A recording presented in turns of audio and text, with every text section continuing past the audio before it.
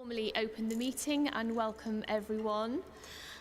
The first item on the agenda is the election of chairperson for the coming year. Can I ask for nominations for that position, please? Councillor Wilson? Yes, I would like to nominate Councillor Tim Bick as chair, please. Thank you. Do I have a seconder for that? So I can't read your nameplate. Councillor Beckett, I'm seconding that. Please. Thank you very much. Are there any further nominations? Can I then put that to the vote? Those in favour, please show by hands. Looks like unanimous. Please lower your hands. Any against? Any abstentions? Thank you. Just for completeness, can I just check there are no further nominations? No? In that case, I would like to declare Councillor Bick elected chairperson, please. And he's not here. Where's he gone? Right. Can I? He's just...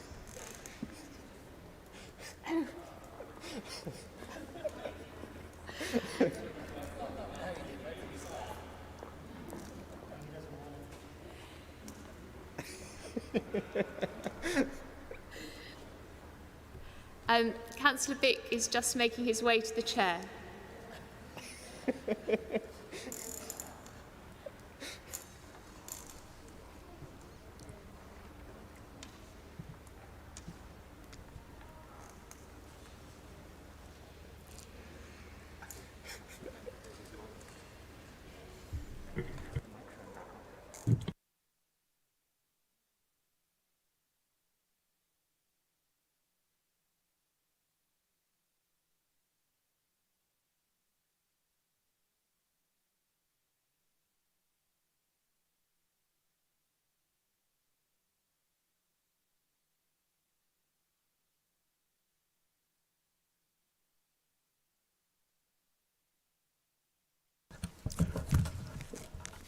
Good morning, everyone.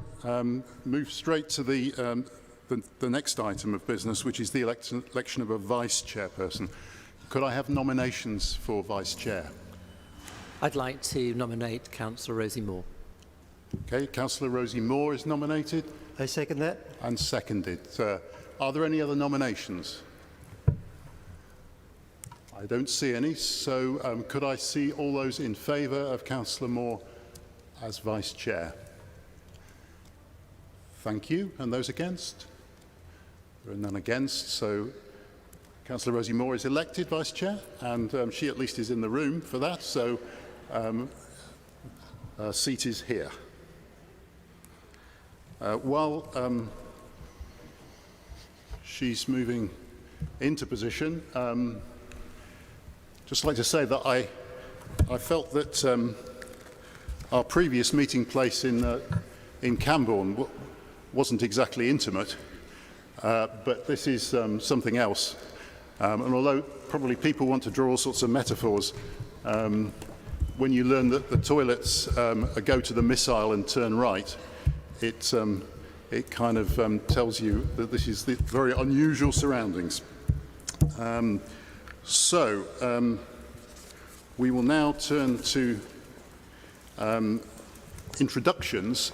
Since we last met, there have been a round of elections in two of our partner councils, and as a consequence of that, we have a number of new members to welcome to the Assembly. From Cambridge City Council, Councillor Rosie Moore, and also Councillor Simon Smith. From Cambridgeshire County Council, three new members, Councillor Alex Beckett, Councillor Brian Milnes, and Councillor Neil Shaler. So welcome to all of you. And I would like also just to refer to past former members who are no longer on the Assembly. We have from Cambridge City Council, Councillor Dave Bagent and Councillor Mike Sargent, and from the County Council, Councillor Noel Kavanagh, Councillor Lucy Nethsinger and Councillor Tim Wotherspoon.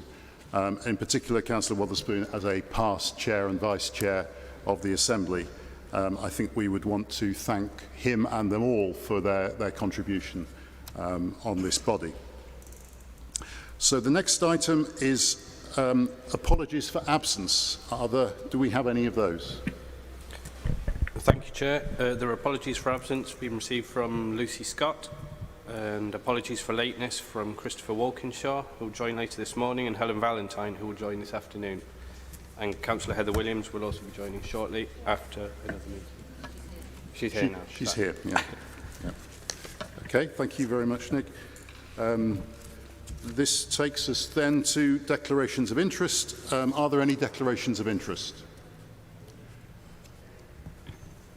Andy Williams. Doesn't work. Oh, it does work. It's a long, long way away, but on the CSET scheme, part of the route would pass by AstraZeneca's land, of which obviously I am a member of. Thank you. Karen Kennedy. Yes, I'm a resident in the Eastern Study area, and I'm also a trustee of CLIC, which owns the ice rink, which is also in that area. Thank you, Karen. Just say that although we've got nice big name tags, they aren't actually big enough for me to see what's written on them from here. So if I get anyone's name wrong, please excuse that. If anyone has any other interest they want to declare when we get to an item, they can also do that. Simon. Yes, so I declare an interest in properties in the Eastern Access Project area. Thank you. And Heather.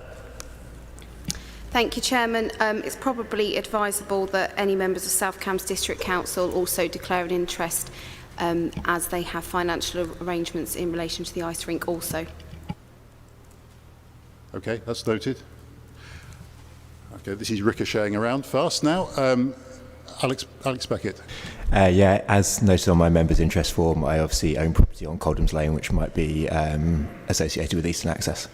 Yeah, I'm actually not sure that people need to declare interests out of the fact they live in the Greater Cambridge area, which is what we're all working on, but all noted, all noted. And if you want to say something later about an interest, please do so under the item concerned. Right, so we then turn to item 5, which is the minutes of the previous meeting, which are in your agenda pack, pages 3 to 16. I haven't had anyone draw my attention to any issues here, but I will rather quickly call the page numbers out if there are any questions of accuracy. Obviously, this kind of applies to the people who are at that meeting more than most, and there aren't so many of those. So page 3, 4, 5, 6, 7, 8, 9, 10, 11, 12, 13, and the record of public questions on pages 14, 15, and 16. Okay, are you agreed that I can sign those as a correct record of the meeting? Okay, thank you. Right, item 6 then is questions from members of the public. So I'd like to just run through how I'm proposing that we handle these. I can report that there were 23 public questions conforming to our policy on receiving public questions, and they relate to the following agenda items. Agenda item 8, we had 4 questions relating to the Waterbeach to Cambridge item. We had another 4 questions on the Camborne to Cambridge independent audit item. We had 14 questions on agenda item 12, the South East transport scheme. We've received 1 question relating to it, which arcs across items 8, 11 and 12. Those questions in writing have been published on our website, and have been sent to members of the Assembly, so I hope you have those. Those submitting questions were offered the option of attending to ask their question in person or have them read out by an officer, and most people have opted for the second option, but a few didn't, so there is going to be a little bit of a blend as we go through that. And we will put the questions at the start of the relevant agenda item, so we're not going to go into a barrage of questions at this moment. We also had one representation from a representative of one of our partner councils, Cambridge City Council. Councillor Hannah Copley has submitted a question that relates also to a number of schemes under discussion, and we're going to take that and the other one I mentioned that arcs over a number of items now, and we're going to take all the rest at the point of coming to the other items. So, starting with the one from Councillor Copley, who isn't present, I'm going to ask the Governance and Relationship Manager, Wilma Wilkie, to read that out, please. Thank you, Chair. Councillor Copley's question reads as follows. The newly elected Mayor of Cambridgeshire and Peterborough Combined Authority has significant concerns about the Cambridgeshire Autonomous Metro. There is much opposition to the so-called preferred southern route for East-West Rail, and the GCP transport schemes are evolving as shown in the quarterly transport update report. However, there appears to be no revision to the schematic The Greater Cambridge Future Network 2020, which provides a holistic overview and helps to show how the various schemes are integrated. Would the GCP therefore provide such an update as a matter of urgency so that we can understand the progress being made towards a fully integrated, sustainable and environmentally sound transport system that will not require urgent readjustment in the near future? Thank you. Thank you. And I'm going to hold that while we also take the public question that relates to a number of different items. And I'm going to invite Edward Lee, who is present, to ask his question. And after that, I'm going to ask Peter Blake, Transport Director, to respond to both. So, Edward. Thank you, Chair, and good morning, Assembly members. My question is to you very simple. I think this is an excellent opportunity to rethink the Greater Cambridge Partnership strategy and ask the question, are new roads exclusively for buses and car parks of up to 2,000 spaces in the Green Belt really the only and best way to spend the City Deal and planning gain money? The Camborne, A11 and Waterbeach busway schemes have a budgeted cost of £340 million. Officers will have told you that these schemes are the only way to unlock new housing agreed in the last local plan. However, that is no longer the only, nor indeed the top priority for the region's future. Decarbonising road transport, reducing water extraction, restoring ecology, reducing toxic air pollution, reducing illness from inactivity and social isolation, and eliminating deaths on the roads are increasingly urgent priorities. Modal shift is the key to achieving all the transport objectives. People making more trips on foot, cycle, bus or train instead of driving. That will also reduce and eventually eliminate congestion. It may be hard to imagine, but that is the future we have to create. Once road congestion is under control, busways serve no purpose. Infrastructure with a design life of over 50 years will become redundant within 10 years. Ex-Councillor Ian Bates said at the last board meeting that he now agreed with Councillor Bick that the GCP needed to develop a revenue stream to support an expansion of bus services. That would make possible an alternative strategy with better outcomes for all transport objectives. That strategy would replace building busways and car parks with investing alongside the Combined Authority in pump priming new, extended and expanded bus services, building more safe cycling infrastructure and highly connected travel hubs, installing localised bus priority measures and smart traffic management systems, and much more. People voted in the last election for change.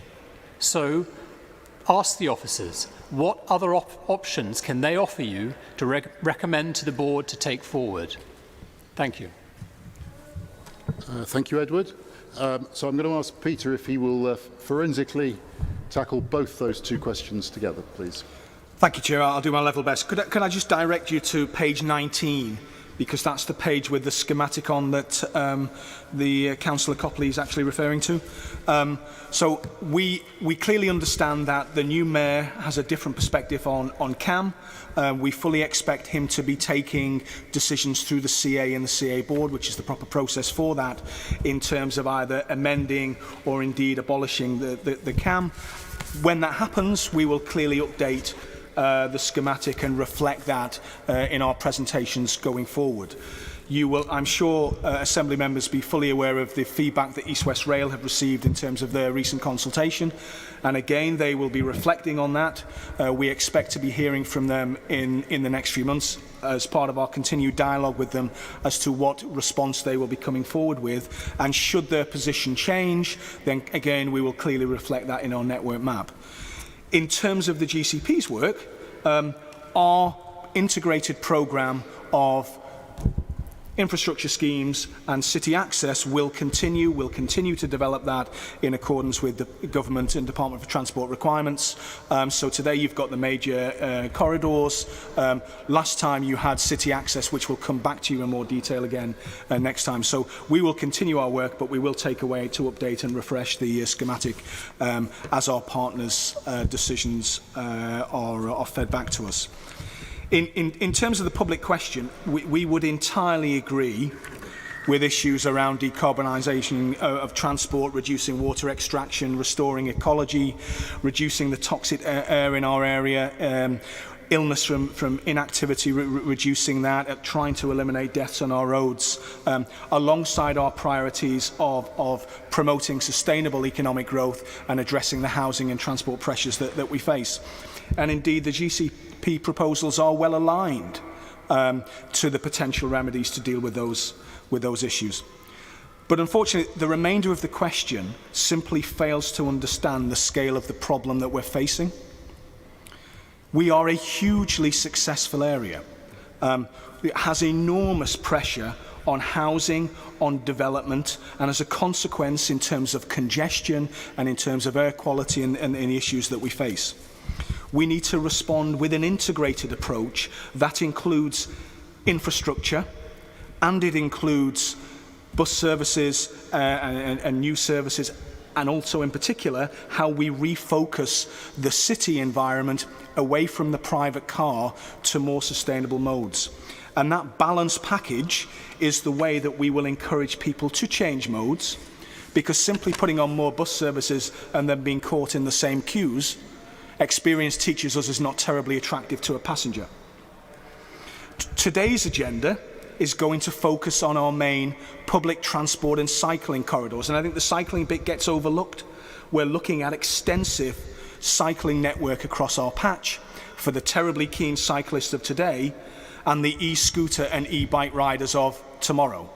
Your last meeting, you considered the latest position on city access, and I fully expect to be coming back to you at your next meeting with some detailed proposals around how we better manage the city environment, how we, working with the combined authority and others, provide better bus services, and how we encourage modal shift. So, together those pieces of work with the Greenways, the cross-city cycling scheme, working with colleagues on Cambridge South and other, we will be taking forward an integrated strategy, and we will continue working with the auspices, within the auspices of the Department for Transport to take that forward by bringing to this forum and to the board. Thank you, Chair. Thank you very much, Peter. And I think both questions and Peter's answer can be drawn upon in the discussion on individual items on the rest of our agenda, of course. So I'm now turning to item 7, which is petitions. And we do have a petition received from Paul Brackley, who is the editor of the Cambridge Independent. It contains more than 1,600 signatures and calls for homes in Glebe Road and Cambridge Road in Waterbeach to be safeguarded from demolition when the Greater Cambridge Partnership creates its new public transport route from Waterbeach to Cambridge. Standing orders allow organisers of petitions with more than 500 signatures to address the Joint Assembly for up to 3 minutes. Paul Brackley is not present, I believe, but I will therefore ask the Governance and Relationship Manager to read out a statement on behalf of Mr Brackley, lasting no more than 3 minutes. So, Wilma, would you like to do that? Thank you, Chair. The Cambridge Independent began the Save Our Waterbeach Homes campaign in response to the community's concern about the impact of the proposed new transport route on villagers. We were concerned to hear that some options could result in the demolition of homes. The households at the centre of this were naturally very alarmed, and the wider community proved supportive of them, enabling us to collect more than 1,600 signatures in a short space of time, calling on these options to be ruled out and alternatives examined. We believe that the Greater Cambridge Partnership was established with the aim of improving the lives of residents. Options for this project that relied on demolishing homes and disrupting a close-knit community seemed incompatible with this aim. Hence, our petition urged the board to drop these options, safeguard the homes, and put residents' minds at ease. We are therefore grateful for the chance to present the petition, and we would like to thank all those who supported our campaign and the GC board for listening to it. Okay, thank you very much, Wilma. And I can advise that the response to the petition will be picked up as part of the discussion on the scheme, which is the next item on the agenda, and obviously the start of that petition preceded the contents of that report. Okay, so that's the item on petitions, and before item number 8, which is the next one, is the first of the substantive items that we have today, and I just wanted a word about timing at this point, because clearly we have on our agenda 4 significant items about major projects that have been in the process of development and at various stages of development, and that is why we have allocated much more time for this meeting than we have normally had allocated. And I think that's absolutely right, and I think that we do want, we all have an interest wherever we stand on these projects to have the concerns and questions about them addressed and out into the public domain, and that's part of the role of the Assembly. But I would invite you not to luxuriate in the fact that we have kind of the rest of the day, because there is a lot that we have to cover, and we will have to pace ourselves if we aren't going to be here also for the evening. And I think that should not be necessary, but would ask members to be as concise and addressing the actual issues that we've been asked to comment on as possible. I would, in the context of that, you'll see from the way the agenda is arranged that we have already divided it into 2, so that we expect to have got past, we will have completed item 10, the quarterly progress report, before lunch. I am interpreting that as 1 o'clock, so if you want to know when lunch is, then that's where we're headed to try and stop. If we don't manage to achieve that amount of progress by 1 o'clock, we start to be in trouble, because first of all, we won't get any lunch break, and then we won't start with the right items after lunch at the time that people have been told that they will start to happen. I will start to remind members when any sort of reasonable allocation of time looks like it's running out, because I think we need to be conscious that other members will have other important things to say about later items. I would say that I would ask members to indicate if they want to speak by raising their hand, because I don't think it's going to work if people just press their button and start talking. and I'll make a list of people as hands get indicated, so that we can have a bit of sort of sequencing and order about this. But I think that's all I wanted to say about that, but I would ask for your cooperation. This is a joint enterprise. We want to do a good job on all of the items on this agenda, not just the first ones. So, having said that, I'm going to go to item 8, which is the first of the substantive items. Item 8, better public transport water breach to Cambridge. This is in your agenda packs, starting from page 18, but going on to page 249. I'm going to start with the public questions, treating them in the same way as we just did a moment ago. And then I'm going to ask for the officers to present the report, and then we will have the Assembly debate. So I think I would then ask Wilma Wilkie to read out questions submitted by Melanie Hale, the Chairman of Land Beach Parish Council, Roger Hale, Shelley Mason, the Parish Clerk of RFO. Thank you. Oh yes, and Jane Williams. I'm then going to ask Peter Blake to respond to the petition and the public questions. And so, taking it in that sequence, Wilma, would you like to start with the questions, please? Thank you, Chair. The first question from Melanie Hill reads as follows. 1. Will you arrange a proper consultation on the revised central option before it is taken forward to the Executive Board? It is scheduled to come up at their next meeting on the 1st of July, but this should be delayed. The route has changed significantly, reference page 169 of 617 in the agenda pack, and should not be considered an option until it has been properly consulted on. It would have a significant impact on Land Beach residents, heritage and farmland. It would be very undemocratic to select an option which has not even been consulted on. 2. Can you confirm that you are fully considering the interests of existing communities? Your preferred options do not really serve Waterbeach Village, population 5,000 plus, or Milton, population 4,600 plus. And 3. Why have you constrained the study area so that Cottenham, population 6,000 plus, is not included? A western option, which is further west, could be designed to benefit Cottenham residents. Roger Hale's question reads as follows. 1. The revised central option has not previously been consulted on.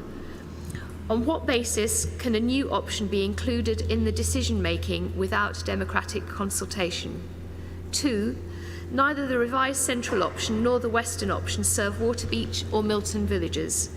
How is this consistent with the following statement in the report? Quotes, response to the public consultation suggested that the public transport connectivity to the villages of Waterbeach and Milton was also a very important factor that should be considered. Close quotes. 3. If Waterbeach and Milton villages are not served by 2 of the proposed routes, the proposed scheme does not fully address the purported need for better public transport in the study area. Why, therefore, is the study area constrained not to take in the villages further west? Cottenham is poorly served by public transport, and a route further to the west along the edge of Cottenham could address this. Shelley Mason's question reads as follows. The approach to dealing with the transport issues at Waterbeach appears to those not directly involved to be very fragmented. Please can you provide an explanation of the overall blueprint for Waterbeach that explains the relationship of this scheme to the others and how all of them relate to each other? And Jane Williams' question reads as follows. The revised central option has been significantly changed as shown on page 169 of 617 of the agenda pack and was not included in the consultation that ended on the 14th of December.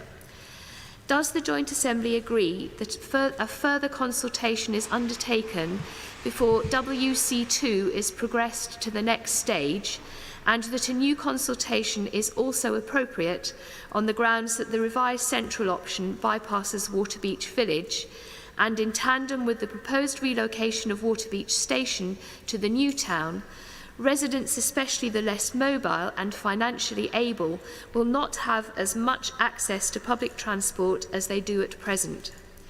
Does the GCP Joint Assembly agree that a new consultation may change residents' views and therefore the revised options? Bearing this in mind and considering that proposals to dual the A10, relocate Water Station to the new town, and W2C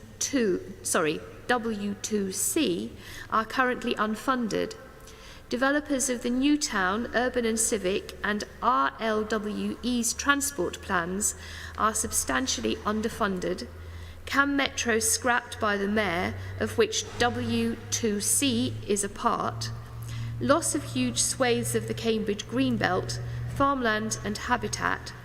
Does the Joint Assembly agree that the GCP and the Combined Authority work together to provide sustainable, accessible, affordable transport for Waterbeach residents at least cost to the public purse and the environment? Thank you, Chair. Thank you very much, Wilma. So I'm now going to ask Peter Blake to respond to those questions. I think a couple of quite important angles there in those, together with responding to the petition that we heard about earlier. So, Peter? Thank you, Chair. So if I start with the petition, and I know some of the Assembly members will have heard this before, and I'll sound like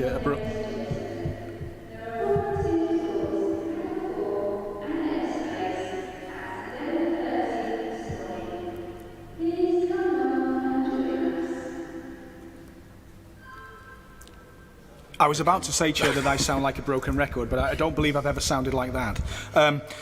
In terms of the petition, as many of the Assembly members know, when we start to review a scheme, we have to examine all of the options, and then you go through the Department for Transport process, which discounts. It's a sifting and analysis, which is why we looked at all the options in terms of the Waterbeach location, in particular the Waterbeach Village. We've discounted them in large part due to the consultation process, because the point of going through consultation is that you listen to it and you act upon that, and therefore we're now able to say that the options that people were concerned about are not options that we will be taking forward. So happy to confirm that that's the position on that in terms of the petition. In terms of the other questions, and I'll try and pick up on the salient points, because some of them sort of ask the same question in a slightly different manner. We've gone out to assess the strategic case for the scheme.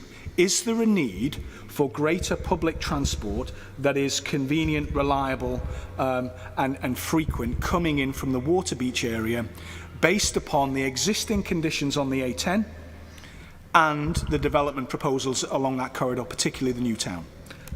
We've gone out, as I said, and we've assessed, we've put out there all the various options on the table, and we've gone through an initial consultation. That has allowed us to draw some conclusions that I'll come on to in the paper, that essentially say, yes, we should move forward, we should start further design work, and we should then engage with subsequent steps of consultation. So the updated paper reflects that consultation process, exactly what it's designed to do. In terms of whether we are meeting the objectives on Lamb Beach, Waterbeach, Milton and all the villages along there, then clearly that is part of our considerations as we move forward. One single line, much as the existing guided busway doesn't serve all of the villages, but an awful lot of bus services will feed off that, and we know we need to do more in further development terms. So that is the point of developing these types of corridors, and we are looking to find the best fit, not a perfect fit, which will look like spaghetti, and be probably terribly unattractive to people getting on at Waterbeach, going via all the various villages before it gets to Cambridge. We have to find the best fit, and that's the point of going through consultation and through the process. The focus, as I say, is on the A10 corridor, the existing concerns and the pressures that the development will generate. I'm absolutely not going to sit here and say there's not a problem in Cottenham, and some of the members that have been around for a while would expect me to say that. Cottenham will be dealt with as part of other projects. So particularly when we talk about city access at your next meeting, there will be discussions about how we, in partnership with the Combined Authority, facilitate more bus service provision, and Cottenham and other areas will be the beneficiaries of that. So this single project will not answer all of the issues to the north and to the east of Cambridge. The question from Shelley Mason, again, I would refer her to the network map that is in the paper that paints the picture of how this scheme sits alongside the wider programme that we're looking at. So already in the Waterbeach area, we're looking at greenways, we're looking at supporting the County Council and District Council in terms of the development around Waterbeach. So a Mere Way cycle improvements, looking at the rail station relocation, which is mentioned in the papers. So there is a comprehensive programme of works going on in that area. We await to see what the Combined Authorities' view will be on dualling the A10 following the Climate Commission's proposals. But again, our dialogue with them is active, it's ongoing, and we expect to hear from them in due course on that. I think finally, in terms of, and the Chair will pick up whether I've missed anything substantive. Finally, the point I think around what is funded and what is not funded. At the moment, we have financial provision in our programme to deliver the Waterbeach public transport and cycling corridor scheme, working with District Council, County Council and developers in the area. It's right to say the A10 isn't funded, dualling isn't funded, and it's also right at the moment to say the rail station relocation isn't funded, and I'm sure we'll talk about that more when we go into the paper. But the work that we are doing, we are trying to develop a proposal that is deliverable, because we know we then have the financial wherewithal to do that. We will move through the stages with further consultation to ensure that we involve local parishes and local stakeholders to get the best possible solution along this corridor. I'll stop there, Chair. I hope I've picked up many of the main points, but if not, I'll happily take any more. Thank you very much, Peter. Could I just ask a clarification question there? So when you say that, the settlements to the west of the western alignment can still benefit from the alignments that we're talking about, you're talking about the potential for services to feed in and to use the alignment that we would be developing? What we are trying to do is to provide segregated bus provision so it doesn't interact with general traffic and gives a real benefit to bus users. What we're not saying is only buses at the very start can then travel down that infrastructure. So we fully expect buses to interact and join at various points, and then they might not get benefit for the full length, but they might get benefit for part of the length. And particularly if you think in this corridor, increasingly as you go towards Milton Interchange and North Cambridge is where the congestion is, or where the congestion problem is. So even if you are joining if you're joining at Milton or you're joining at some of the villages further up, you can get a real benefit in terms of avoiding congestion if we deliver a segregated solution. Okay, thank you very much. So I'm then going to ask you to proceed and introduce the report as a whole, please, Peter. Thank you, Chair. So I am going to start on this schematic, and I'm going to do that because what you've got today is 4 corridors, the 4 key public transport and cycling corridors, and they're all at various stages of development. But the context is this is part of our integrated solution. We have to construct some additional capacity to deal with the transport problems that we've got and facilitate movement around our area in a sustainable way. And we're focusing on public transport, walking and cycling, and the Waterbeach and the areas I'm looking at on the map are the sort of the purple sections. The Waterbeach corridor is part of that. And what will happen at your next meeting is I fully hope we'll be coming to you with detailed proposals about how we then support that in terms of the city environment. So you can get from Waterbeach to North Cambridge in jolly quick order, and then we facilitate onward movement, not through necessarily construction, because the physical space doesn't exist within that environment, but through other levers, which we've touched upon previously, and we'll come back to you in further detail. So this hangs together as a considered plan. We clearly need to continue working with the combined authority in terms of what their position is on the CAM going forward, but particularly what their position is in terms of bus services, and how we can work together to ensure that we're not just delivering bus services on the Waterbeach corridor, we're delivering them in Cottenham, and we're delivering in wider parts of our agenda. The second point I'd take you to, awkwardly, is also entitled Figure 1, rather than Figure 1.0, which is the current stage of the project. We are at an early stage in terms of the Waterbeach project. When I go through the other reports, you'll see they're all at slightly different stages. The stage we're at currently is to say, is there a strategic case for intervention? And in a nutshell, that's the question that's been put to you and will be put to the board. The prevailing situation on the A10 is it is a congested route and getting worse. There are plans in the local plan to deliver 8, 9, 10,000 units at Waterbeach. We're looking at Cambridge North East location. There are aspirations for growth of the science park in that area. So is there a strategic case to intervene and put greater public transport capacity in that corridor? And that's the work that we've been doing to date. We've gone through a process in terms of consultation with local communities who have said, yes, we think there is a case. We are concerned, and the petition picked up on one of the areas of concern around interactions with the Waterbeach village, and we've taken that on board. But is there a strategic case, and should we take this to the next step? So there is the strategic case on this route is made. We think using the Department for Transport criteria, it is very clear that additional capacity is required, and that we should take this to a further stage of design and particularly consultation and engagement, so that we can then get underneath the details of some of the public questions that we've received, and get under that design element.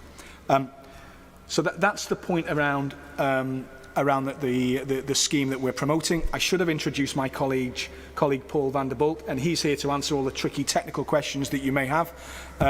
So we'll just tee him up nicely for that. So in terms of the scheme that we're promoting, that's the question, and that's the proposed next step.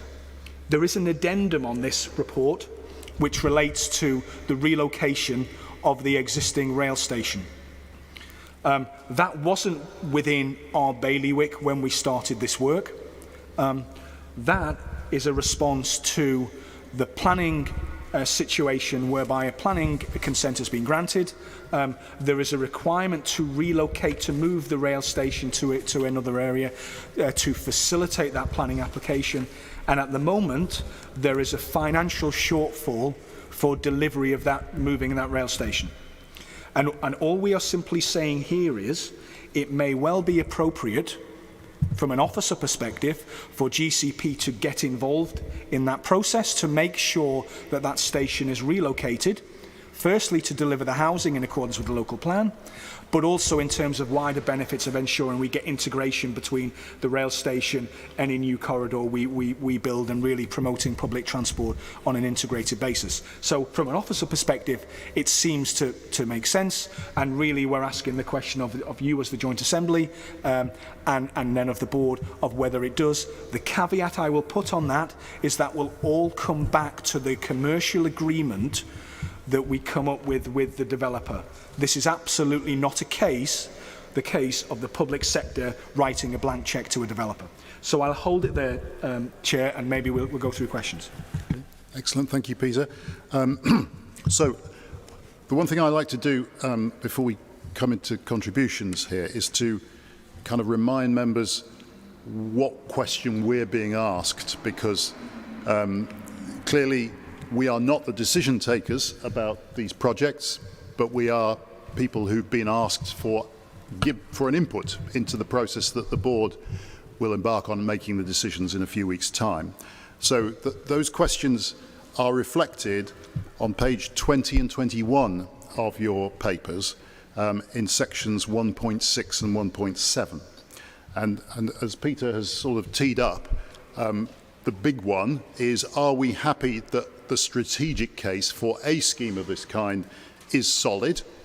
Then, that being, if that is the case, are we happy that the routes that are zoomed in on for further work are the western route and the revised central route, noting that they both avoid impact on homes and allotments that were referred to in the petition, and that there would be a review of current park and ride provision in that area, and also that there will be a potential for the GCP to be involved in funding the rail station relocation. And it's that cluster of issues that we're being asked our opinion. And so, to make best use of this opportunity, it's best that we kind of focus on those sort of points. So I'm calling for contributions to this process. So I've got Heather Williams, then Brian Milnes, then Eileen. Thank you, Chairman. I'll try and take them in order as you referenced. I think, and to just quantify, it is 11,000 houses on the new town. I know 8, 9 and 10 were referenced, but it's actually 11. I think the residents there would wish it was 8. But so I think the significant impact that will have on the area does give need for a project like this. So that's the first element. So I think but what I would say is that we cannot implement this at a cost to the existing residents for the future residents. And I think it's really clear as an assembly, and we ask the board to really reflect that in how they go about things. I think C2C is a classic example where it's just become a bit of a mess, and therefore things get held up. Local plans rely on this, and we all know the dangers of not having a local plan and a tilted balance. So there is a real risk if this isn't achieved, which means it's crucial that the GCP manages these projects in a way that people feel they've been treated fairly. I have great faith that people will naturally have concerns when things like this was coming. No one would they? But if people feel they've been treated fairly, they will accept what comes their way. And we've seen that in cases such as the North Stowe new town, where there's an awful lot of houses, but actually by the time it got through to the final application, it was fully supported by, or at least not objected to, by neighbouring parishes. And I feel that that's something that the GCP has struggled to do in the past, and really does need to be resolved. So from the consultation point of view, and the fact that we need to bring people with us, and that is vital if we actually want to save time in the long run, that Jane Williams put a question to the Assembly with the greatest respect. Obviously, I'm going to respond as an Assembly member. I do think it would be advisable, and we should be advising the board, that the revised option should be subject to a consultation in advance of any decision. I appreciate that officers may want to get on with this, and I think, those of us with local plans reliant on it will have that similar view. But unless we do that, I think we're exposing ourselves to risks of delays further down the line. But also, fundamentally, we have to show as a local government body that we've learned lessons from the past. And I think actually doing what's been asked there, consulting on that, would be a signal that we have taken heed from what's happened before. In relation to, on the third point, Chairman, in relation to the relocation of the train station, my understanding from the planning, because I sit on the planning committee where the second application was approved, that the GCP had actually refused funding. And I'd like some clarity, if I may, Chairman, around that and the reasons why. Are we looking to look at this again, because I would say that there's an awful lot of profit to be made in this development, and I certainly wouldn't be advising a blank cheque. And I know that's been reiterated that it wouldn't be, but I think we have to be very clear what the parameters are, and that we can't be seen with government taxpayers' money to be propping up commercial development. Thank you, Chairman. Thank you, Heather. Brian Milnes. Thank you, Chair. So my question directly follows what Councillor Williams has just referred to. So if we were looking for an ideal solution for a rapid transit system for a new development of this size, we would say put it next to a railway with a station in close proximity. And that's why at SCDC we took a decision to give early planning application approval to that new station. It was clear at the time that our LW were promoting that, and now apparently they have viability issues that prevent them from funding that station as they promised to do. So it seems to me that if viability is an issue, then we could look at making some sort of arrangement that would test that viability when they were actually going through the process, and we've done it elsewhere. We've done it at places such as the Genome Campus and elsewhere, where we've put in a system where we can claw back money from a developer should their viability statement not be accurate and they make more money out of the project than they anticipate currently. Now, if we do that properly with an open book accounting system, so that's certainly something I'd want to recommend to the board to take into account, because that railway line, fortunately, it wasn't removed by beaching and is there and would provide a mass or rapid transit system ready-made. So that's what I'd like to contribute. Thank you. Thank you. Eileen Wilson. Thank you. I'd like to just say that when looking at the strategic case, I would like to see not just Waterbeach Newtown included in that strategic case, but also other villages around and about. We know that there are going to be 11,000 homes new homes in Waterbeach, but this doesn't mean that other villages aren't also growing at the same time. And I think people would be disappointed if I didn't mention Cottenham, which is having 550 new homes being built, taking the population from over 6,000 to over 8,000. That's an enormous increase. We have to look in this strategic case at what those people are doing when they're going to work. Some are going to Cambridge, some are going to the Science Park, many are commuting to London. At the moment, there is no direct public transport route to a station, so people get in their cars every morning and drive to Waterbeach or Cambridge North. It was hoped when Cambridge North was being developed that there would be a direct transport route, and everyone was very disappointed. So I don't think the strategic case can be considered without also considering those other increases in housing round and about. It's not just the Newtown in Waterbeach. Also, those people travelling by car to these stations has an impact on the A10. So if we're looking at how to reduce traffic on the A10, that is something else that should also be part of the strategic case if we're looking at people commuting. I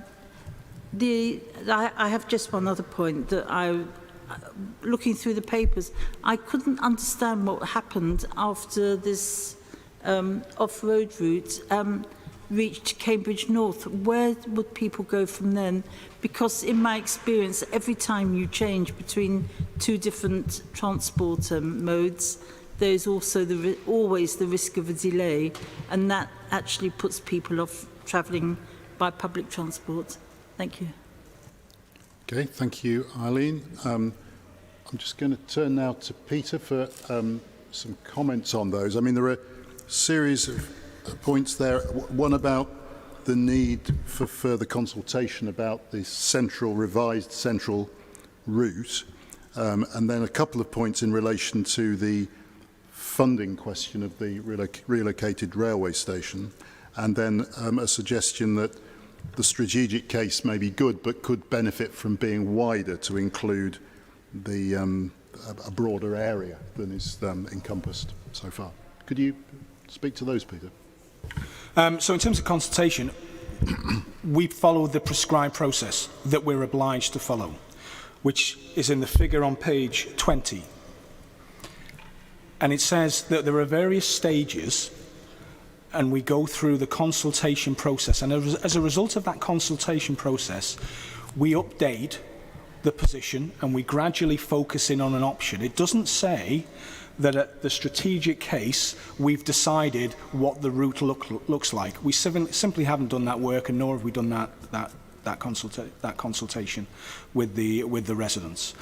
So for us to put in another consultation step now, in term one, is outwith of the prescribed process, but also you're getting into a position where we continue to consult and consult and consult before we move from a strategic case that says, actually, is this something we should be doing?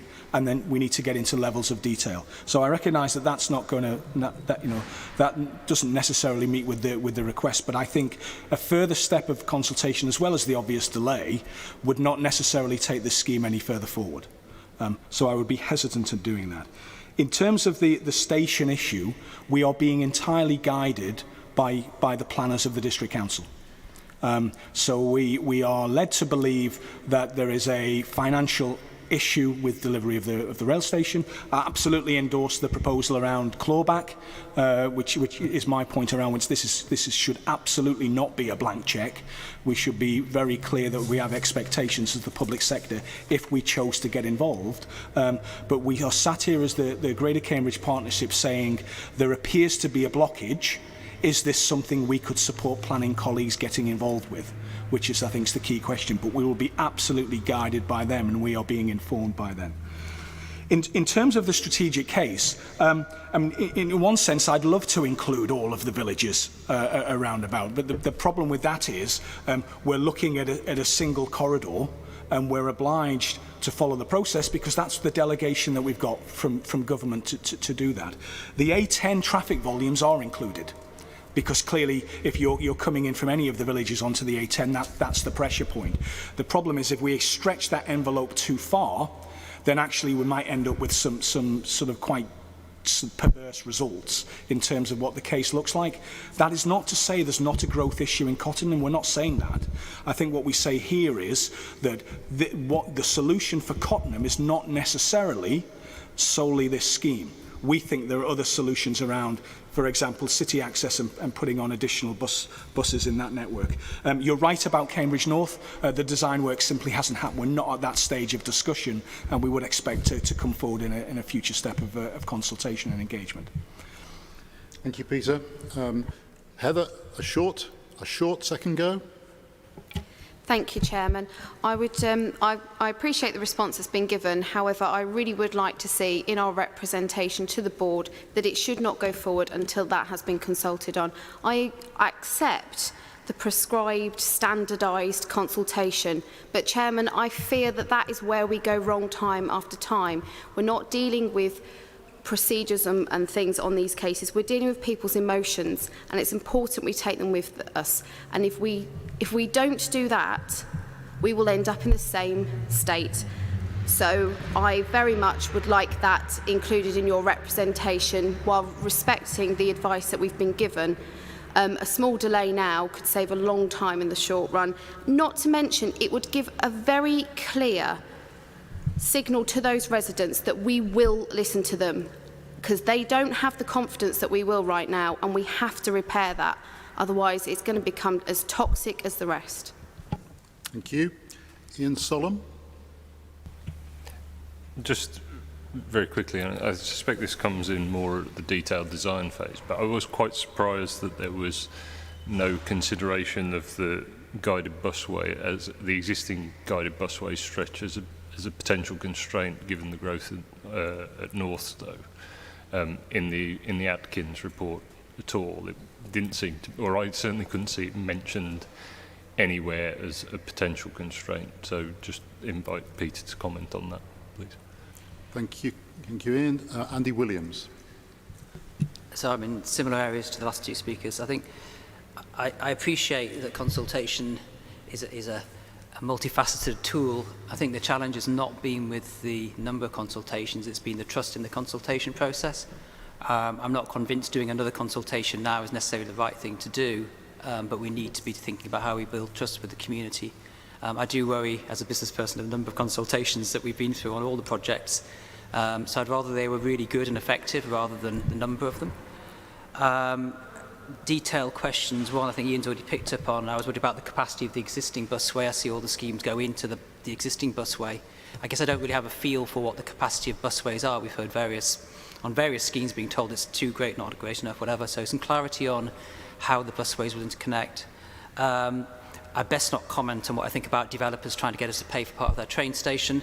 But I did notice a comment in, well, you know what my thought is, you know, developers should be paying for their own schemes. But I noticed a line on page 27. There's a tactical benefit from GCP's involvement in delivering the station relocation because it allows us to get involved in placemaking and the design and stuff. Well, all four of those routes going into Cambridge, the Cambridge to Coton into Cambridge 1, all four of them have a train station now on them, or planned or proposed or could be. And we've often talked about what's that interface between Network Rail, actually Highways England, and the GCP. For all the challenges we've had with the combined authority in the past, there was an opportunity through that to bring those different agencies together. So perhaps Peter or Rachel could comment on how do we, and it's not just about this, what is our interaction going to be with new train stations, because they're fundamental to all four corridors that we'll be working on. Okay, thank you very much, Andy. So I'm going to ask Peter to come back on those points, and I'm going to be trying to draw it to a close after that. So, Peter, we had a question from Heather's pushing her question about what consultation looks like on introducing this varied version of the central route. We have Ian's question about use of the existing guided busway, and we have Andy's question also on that, but also on the question of consultation on this revised route for the central option and the role it plays in trust. In terms of Ian's question, I agree, and I think we know it will be picked up in the detailed design stage. That's our expectation. Well, it's not our expectation. We'll be telling Atkins to do that. So I think you're right. In terms of the capacity issue, which is important, one, the linkage between these two schemes will pick up in the detailed design because there's an issue of using slightly different technology. So we recognise we need to think that through. Just prior to the pandemic, Stagecoach were in a position where they were about to move to a 5-minute frequency on the busway. One of the advantages of this type of technology is it's ultimately scalable. Because simply you put more vehicles on as long as there's appropriate sort of distances between the two, you can simply pump more vehicles through on it. And the signalling requirements is a lot less than, for the sake of argument, the London Underground. So at the moment we're working on up to 5-minute frequency in terms of the corridor per se, but the interaction with the existing busway we've got to do more work on. I think you're entirely right about the rail station issue. I suppose the point I would make, it's degrees of influence. So, for example, and I just use this for example, if the public sector was leading on delivery of a relocated rail station in Waterbeach, it would have huge influence because effectively, you know, it's the last pound in, and therefore the expectations of all of the bells, whistles, the access points around cycling and pedestrian movements, we would be included in that.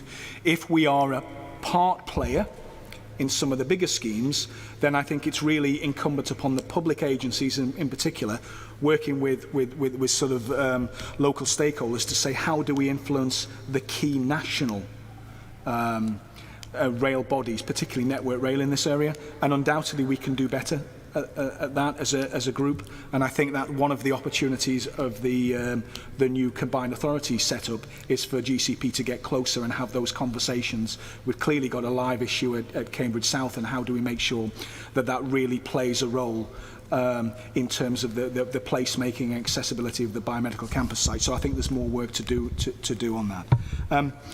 Consultation. There is, if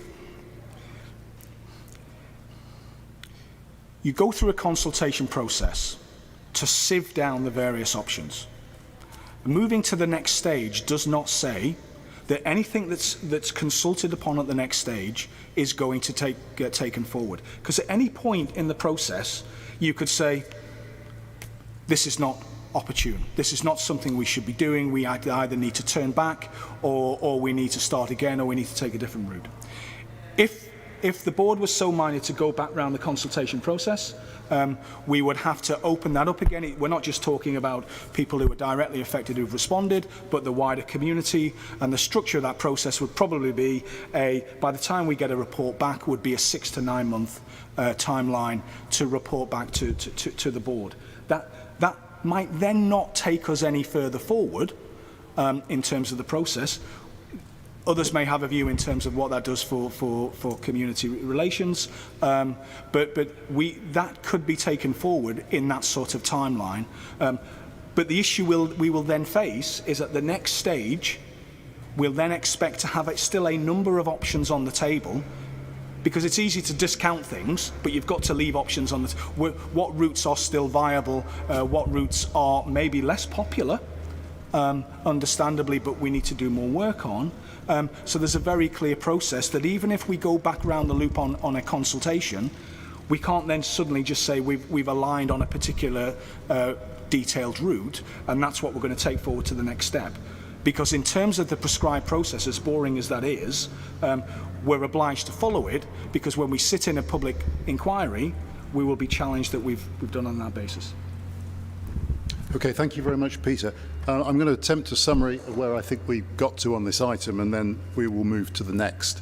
I have not heard any challenge to the solidity of the basic strategic case that's been made here. I didn't hear any contributions which suggested that was not as we would have expected it to be. I also haven't heard any contributions challenging the route options themselves that would be proposed to zoom in on further as this goes forward, the revised central one and the western one. I think, though, that there is a desire amongst at least some members of the Assembly to request the board to satisfy itself that this revision to the central option is subject to credible consultation within what happens next. And I think that we probably, rather than try and reinvent a definition here, we need to ask the board to be able to articulate that credibly and meaningfully to the residents involved in that. I think I've heard a number of contributions in relation to the funding of the rail station, which suggests caution and care, and, as Andy said, awareness that we have similar aspirations to be involved in the way that other railway stations are delivered, and probably we need to take account of what we do here in relation to what we might want elsewhere, and obviously the bill could total up, as well as the need to avoid extracting from developers what developers should be funding here, and so I think those range of points ought to be taken forward and reflected to the board. Thank you for those points and others, and I think we are in danger of the 1 o'clock deadline for lunch, so I'm going to move us right on. Not saying I'm hungry, but others may be. Move right on to the next item on the agenda, which is item 9. So the next of the big strategic projects, but one like the last at a very early stage. This is Better Public Transport Cambridge Eastern Access Project. This is in your agenda pack, page 250 to 264. There are no public questions on this, so I'm going to go straight to an introduction of the report from Peter, please. Thank you, Chair. So I can introduce the project lead, Joe Baker, who's going to assist me on any sort of tricky questions. Essentially, this is in the same stage as the Waterbeach scheme.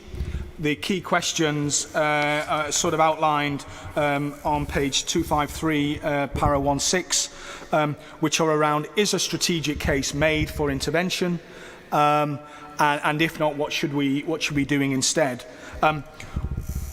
What came across through this scheme is one, very strong levels of local support for an intervention, but that in terms of a strategic case as we are required to assess it, the strategic case for a major scheme was not made at this point, but would be made if there was further development along this corridor. Now, as I intimated earlier, we follow the guidance of planners on Waterbeach Rail Station. We clearly follow the local planning authorities in terms of the emerging local plan.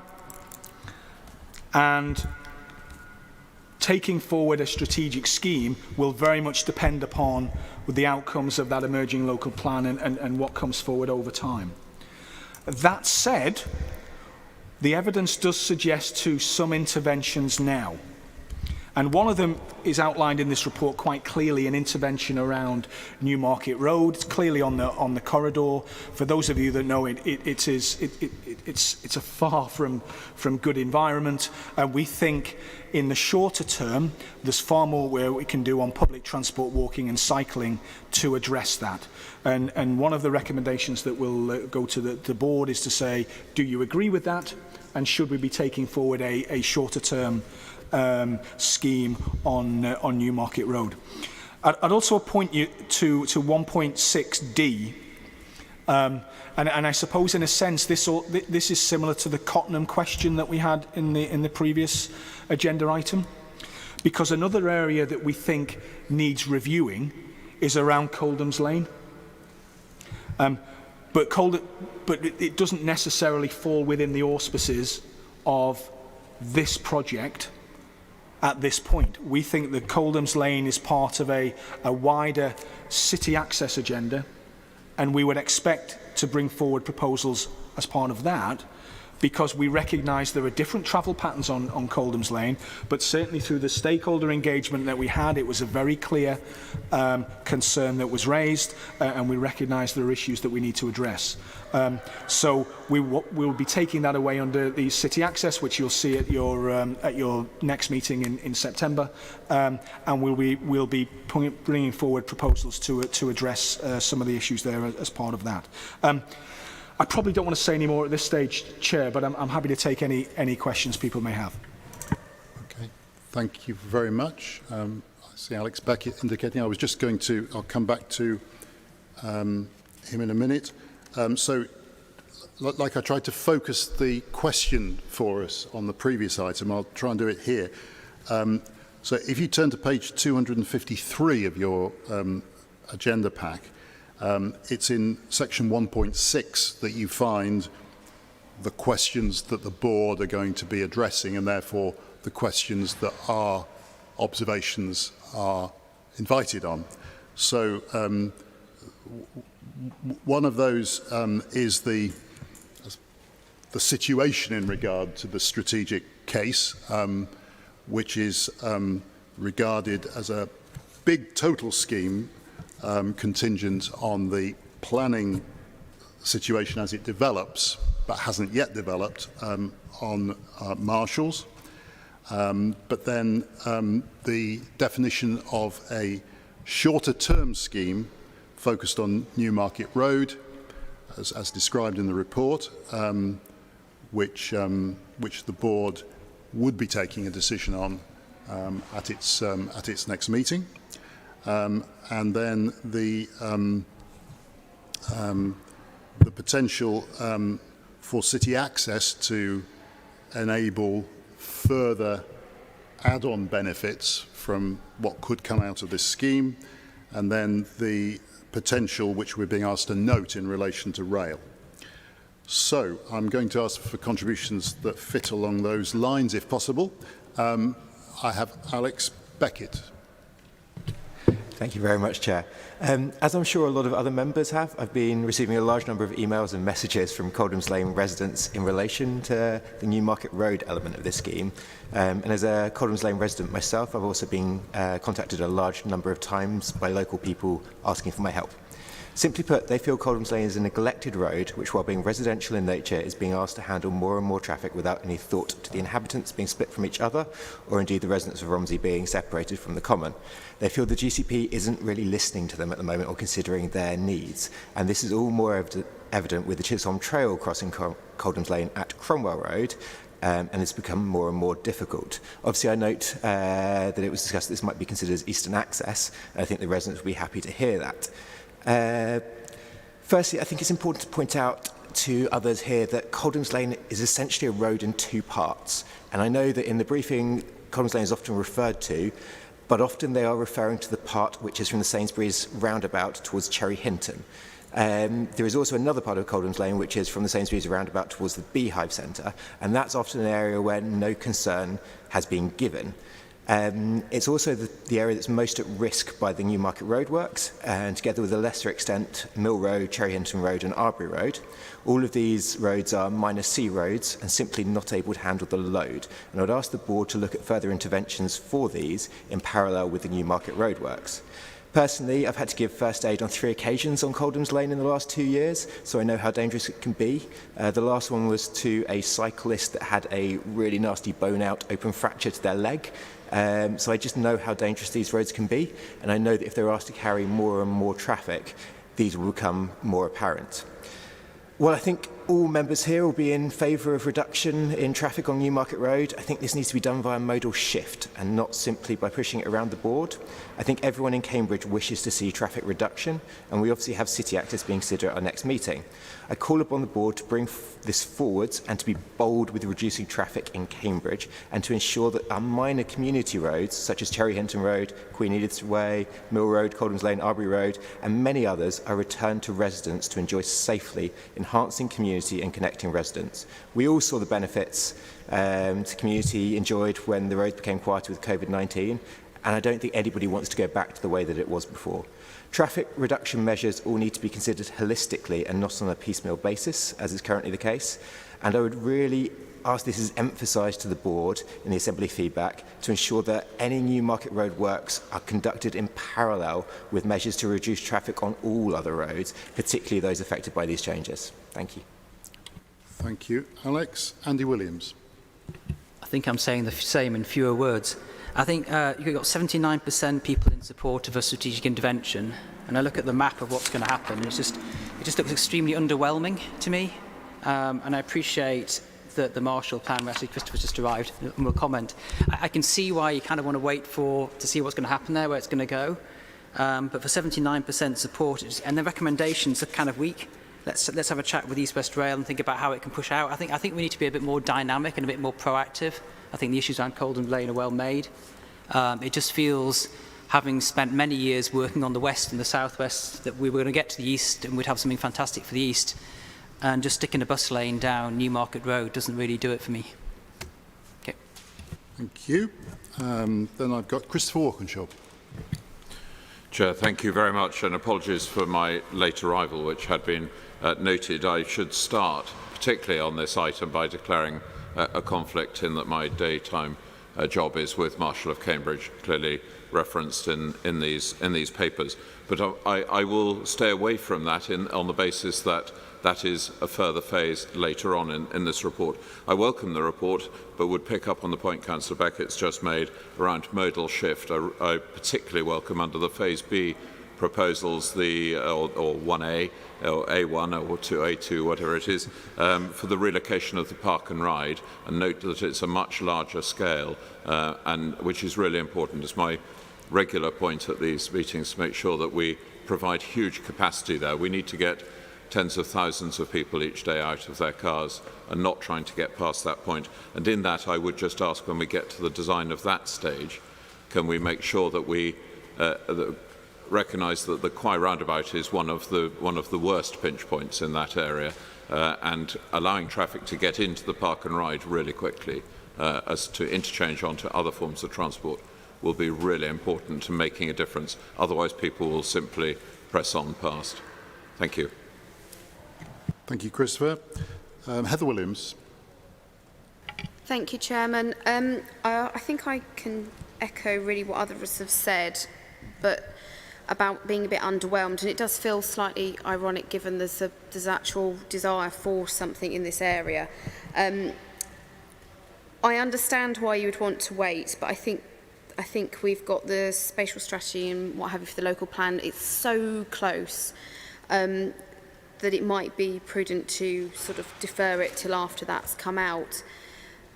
I would also stress that we don't want to see duplication or, more importantly, money wasted. I think people often get frustrated with infrastructure projects that it's quite short-sighted. So what we need, whatever that is done, needs to make sure that it is future-proofed. And what we don't end up doing is putting something down and then digging it up 2 years later. So I'd really like to impress on the board that that is looked at, because it's only a matter of time before it does make the strategic case very shortly, really. Thank you, Heather. Neil Shaler.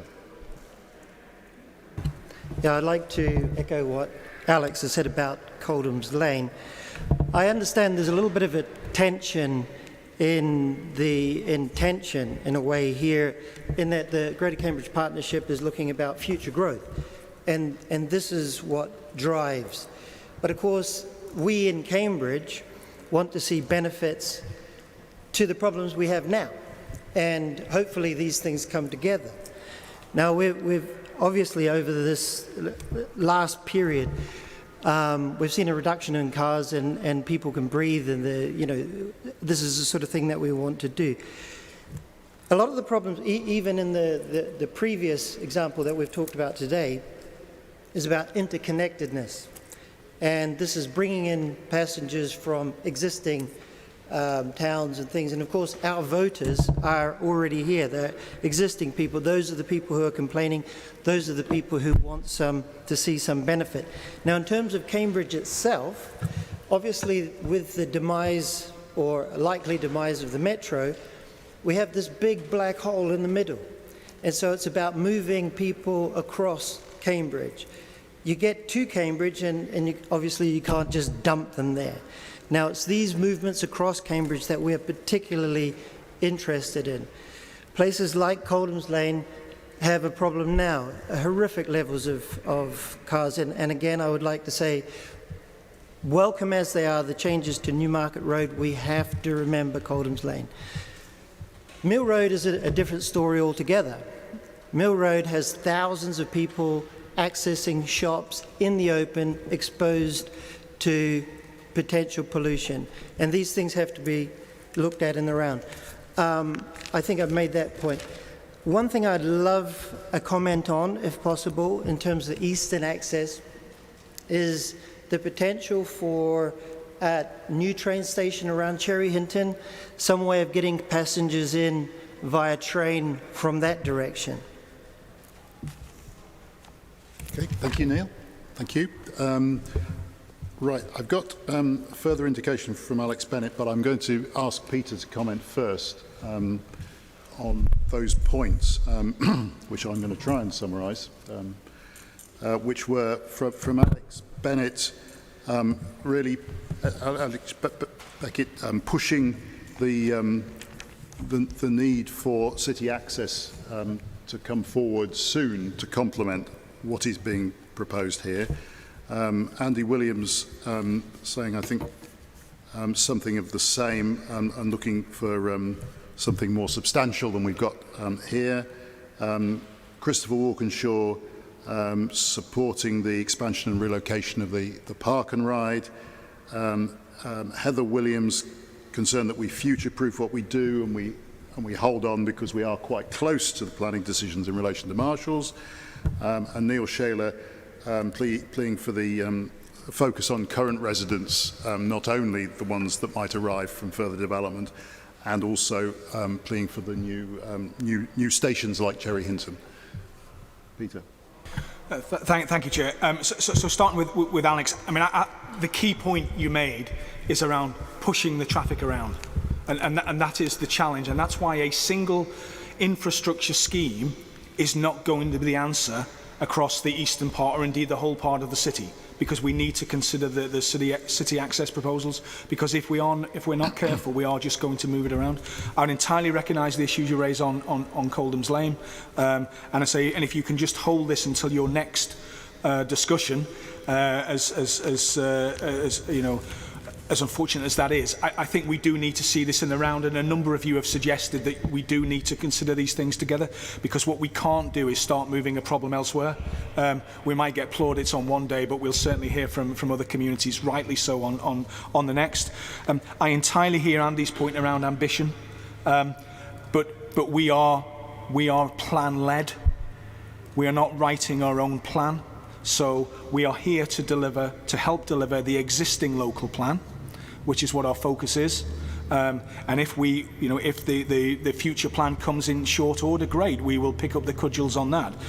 But we will follow the planning authorities on doing that. So I understand the reticence around ambition, but we need to follow in that order. That is not to say that when we have, or when you have your conversation next time round about city access, there will not be challenging questions for you to answer and give views on, because I think that is quite likely. So in terms of Heather and Neil, we had sort of different sides of the coin in terms of don't be short-sighted, which we entirely agree with, and maybe wait a little bit, but equally we've got existing communities and problems now, which is why we are suggesting we can do something in shorter order, but we recognise the wider conversation that needs to take place. New train stations are ultimately a national decision, because it's a national train set, and so we will clearly be continuing to push for more train amenity and train stations in our area. But again, going back to the question that Andy asked in the previous agenda item, we have influence on that. We certainly don't have any sort of whip hand that we can cajole Network Rail to maybe take revised positions on. Hopefully that helps, Chair. Thank you, Peter. So I'm going to call Alex back briefly. I'd also like to say on my own account that I think it's probably going to come up more than once today that we're not going to get the full value for people from most of these projects if we don't get a convincing city access strategy in place soon. And it's been a repeated absence in our overall strategy that has remained really a vacant, empty space on the big issues. And there is a need, and I guess I'm supporting what Alex said and others said a moment ago, but I think it doesn't only apply to this project, it applies to many of them. And I would also, just one observation about the future, the sort of the I think was described as the medium-term ideas that might follow upon a decision to enable development on Marshall's Airfield. That I'm assuming that what we have illustratively about what that could look like, we aren't being asked to validate today. These are only illustrations, because what I see on the map brings to my mind many comments to make, and I suspect we could be here a long time if we were going to critique those illustrations. So I would ask when I come back to you in a minute, Peter, whether you could sort of confirm and clarify my assumption about that. And so I will go to Alex. Thank you, Chair, and thank you everyone else for your comments. I just wanted to draw everyone's attention to two other parts within Eastern Access that I don't think have been brought up yet. The first one is the proposed cycle route across Coldham's Common towards Barnwell Road. Now, a number of other people have commented that they're not quite sure on the purpose of this. It currently seems to be a cycle route to nowhere. There is also a large amount of concern locally about Coldham's Common being torn up. I mean, it's obviously recently had the Chisholm Trail Works, which has reduced the size of the common there. Only a little bit, but it all adds up. There are proposals to double track the railway that goes across it, and there are now proposals to build another cycle route across it. This is the largest area of green space for all of Romsey residents, and Abbey residents indeed, and it is very well loved. And while I think we all like cycling infrastructure cannot be put in at the expense of our green space. So I would urge the board and the GCP to look at potential alternative routes for that, maybe down some of our other actual roads that are in the area and that could also serve that. Secondly, there's the point of the proposed bus alignment that starts at Cherry Hinton and goes down Coldham's Lane. At the moment, that's due in the report to turn down Mill Road, which is obviously a very good destination area, an area that is fairly well served already by buses. What I would notice that there is also currently a lack of bus infrastructure around the Beehive Centre and Newmarket Road shops, and I am wondering whether there is a potential here to bring it down that way and help serve those shopping centres, because if we look at the Beehive Centre and Newmarket Road shops at the moment, there are areas that are predominantly served by cars, and if we are serious about reducing traffic, we do need to look at enabling people to visit those large shopping areas without always requiring them to drive. Thank you. Thank you, Alex. I'm going to ask Peter then just to come back one last time. Oh, sorry, Rosie. Yeah, you have to say something. Thank you. I'd just also like to echo both the point about the Beehive end of Coldham's. I do think that needs to be considered as part of this scheme.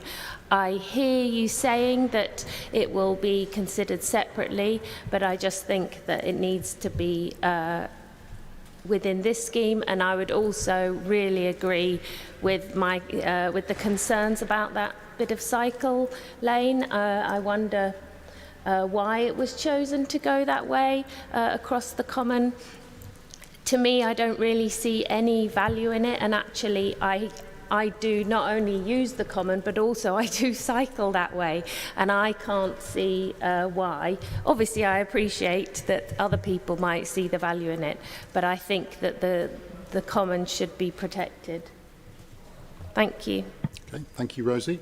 Could you pick up all of those points, or those few points? Yeah, I think so. A couple of points. I'll just mention in terms of the bus route, Mill Road, and I think this links with Chair your point on is it illustrative? It's all entirely illustrative at the moment. So much more work would be required for us to take this forward. Joe's just going to pick up the point on the cycleway across the common. Thanks, Peter. Yes, we've had quite a bit of representation. We're very aware of the sensitivities of the common. There was a feeling that it would be helpful to have additional connectivity to the Chisholm Trail. If any additional cycle facility were to be provided across the common, it would be relatively informal. This is not a road, this is nothing major. It might just be to make one of the tracks better able to be used over, for example, winter times when perhaps otherwise it could get less attractive for use. I think it's something that is not something we'd die in a ditch over. If there's a strong view against the idea, then that's not something that we'd pursue. But the flip side was the view people had said about ensuring maximum connectivity to the Chisholm Trail and other bits of cycling infrastructure. So the intention was to provide something to achieve that. And it is worth noting that with the potential growth, not just of the main Marshall's site, but also things like land north of Cherry Hinton, there is a desire to improve cycle connectivity more generally in the area.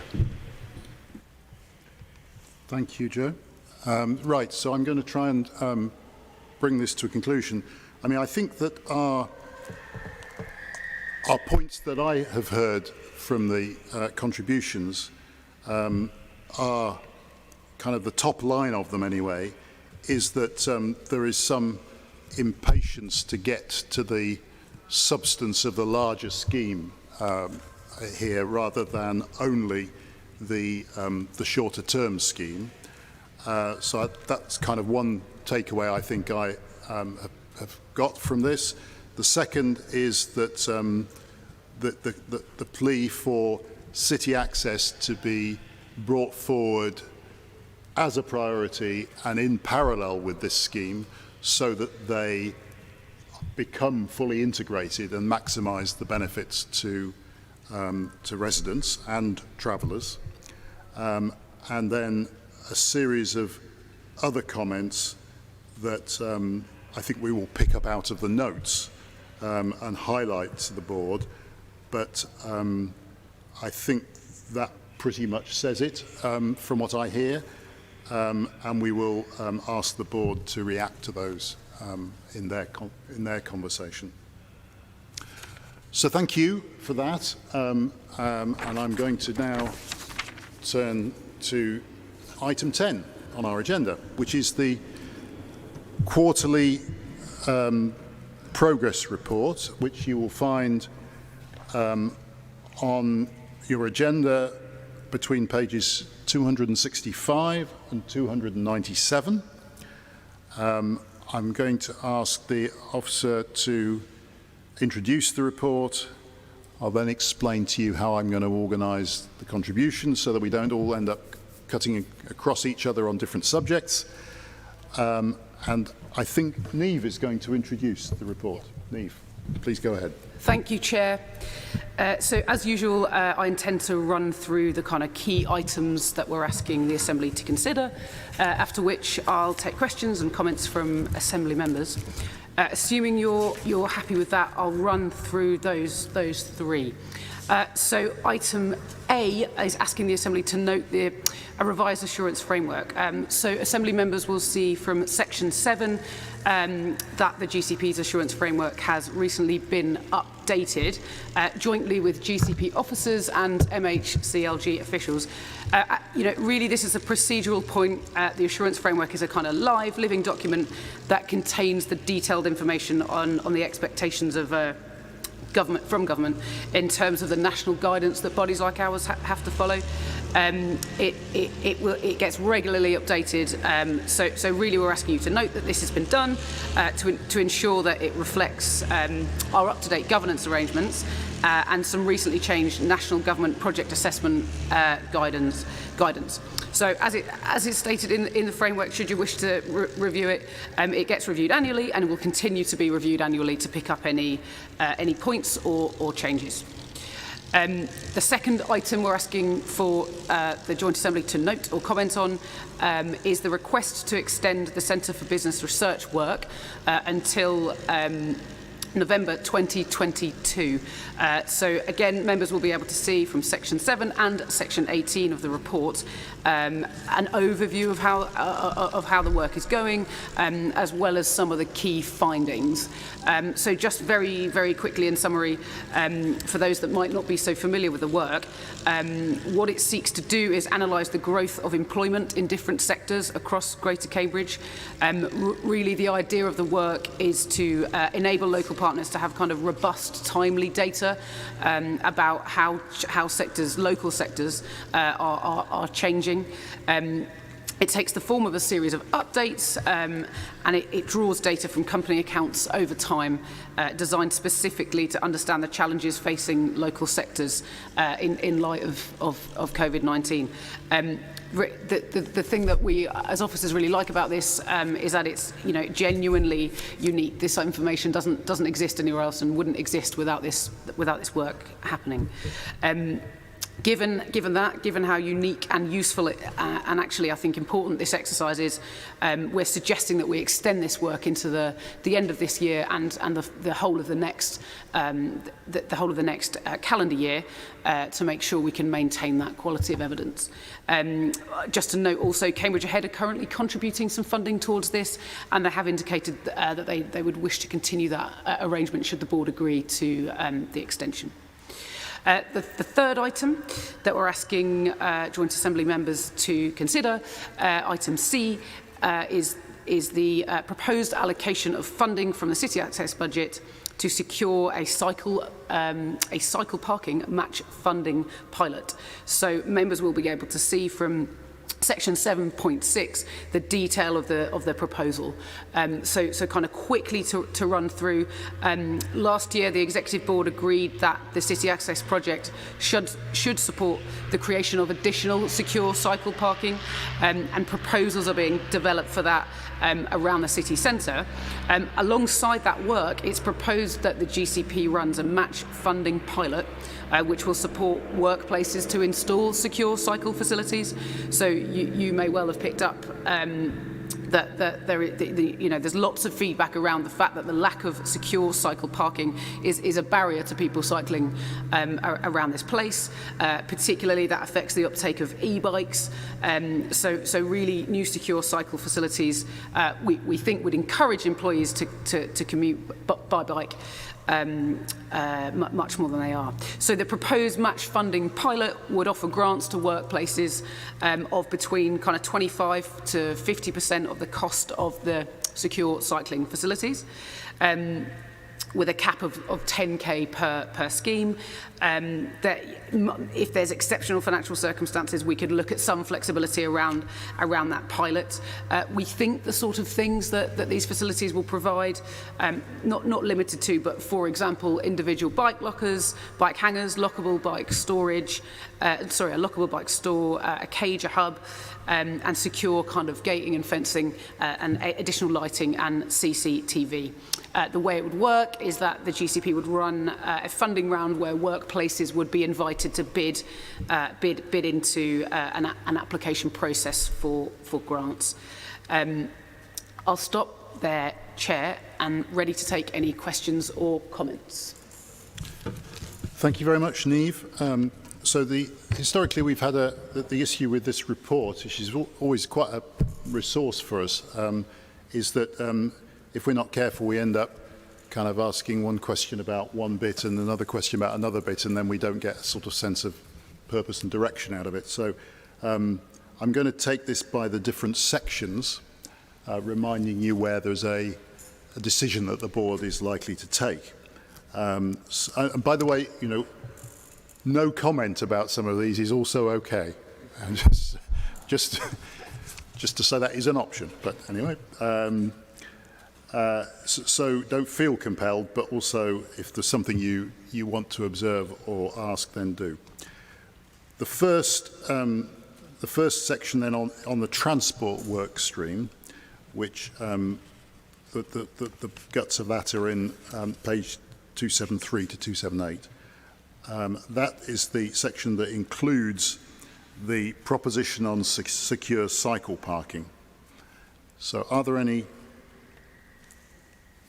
contributions in relation to that section? I've got Ian Solomon first, Eileen Wilson and Andy Williams. Okay, so those first three. Ian, go ahead.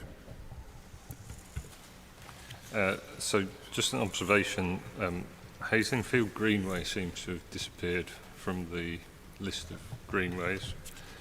And just really a clarification around that as well. On page 277 under 11.11, we say that there are 11 greenways projects. So I know there's always been a bit of a clarification around whether the Linton one, which is included with CSET, it is a greenway, but is it not included in that for that purpose? So just clarification there. In terms of the secure cycle parking, just to note that, yeah, happy to support that. Thank you, Ian. Eileen? Thank you. Looking at the, again on the greenways, I note that the St Ives Greenway is expected to be completed in 2023.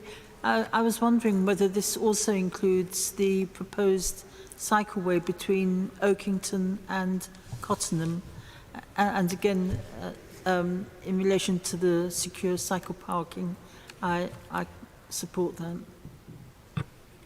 Thank you. Andy Williams. I thought I'd return to city access. So we have it on page 273 as amber. I noticed then on the forward plan for September, we have a series of sort of like tactical interventions that we've agreed at GCP. I'm hoping by September there'll be greater clarity on the CAM and whether we're going to have tunnels under Cambridge. I think if we assume there weren't going to be tunnels under Cambridge, then I think our interventions are, again, wholly underwhelming. What I'd like to see, so it can support others who want to contribute to this debate, that the agenda item in September is a little bit more meaty than just those few bits and bobs. And actually, it's not about honesty, because I'm sure we're honest, but we're much clearer about what we're going to do in September, because if city access does not come up as a major agenda item, I can't see where we're going with any of our other projects. I don't think the interventions we have work without the tunnelling.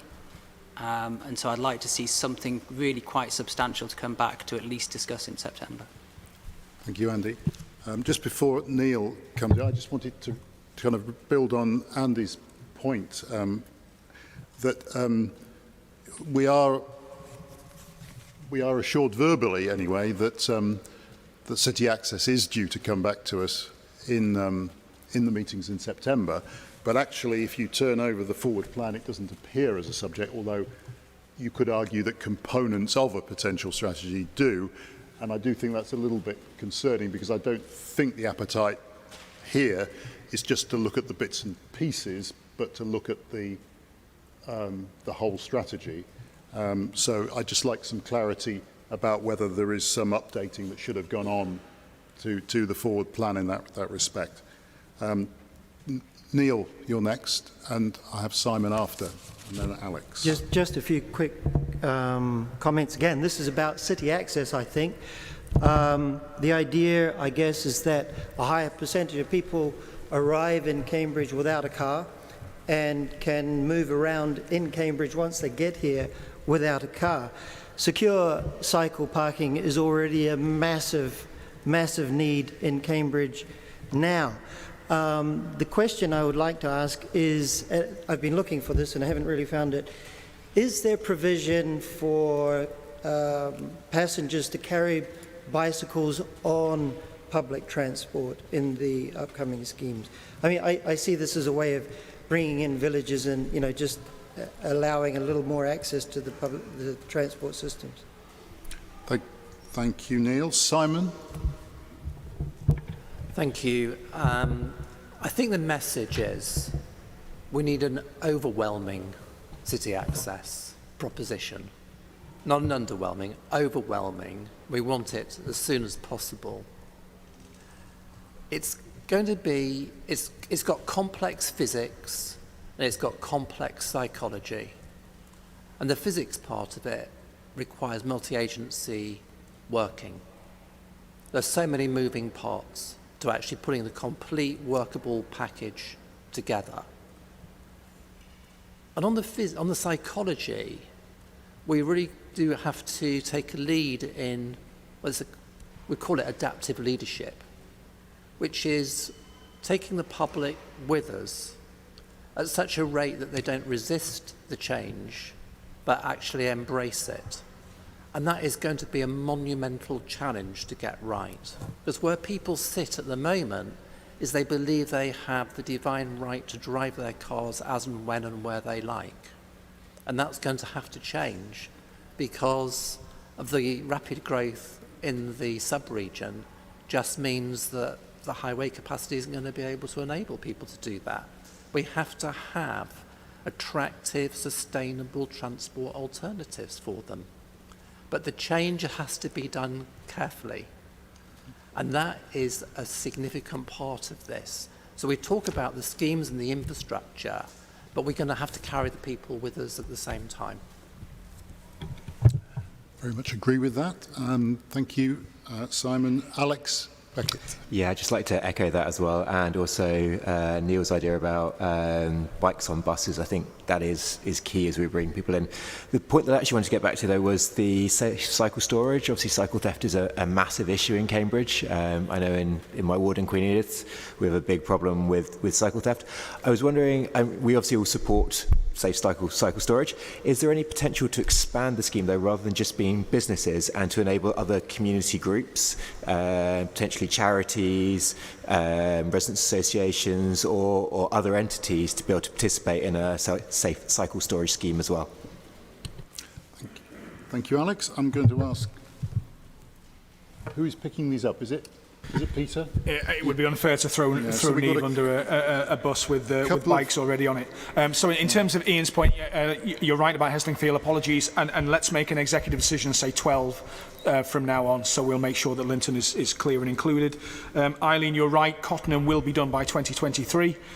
So there you go, you've got it on the record, and you know the St Ives is largely, a large part of that greenway is enhancing what's already there, but Cottenham, there are a few land issues that we are dealing with, but we are hopeful that 2023 will be delivered.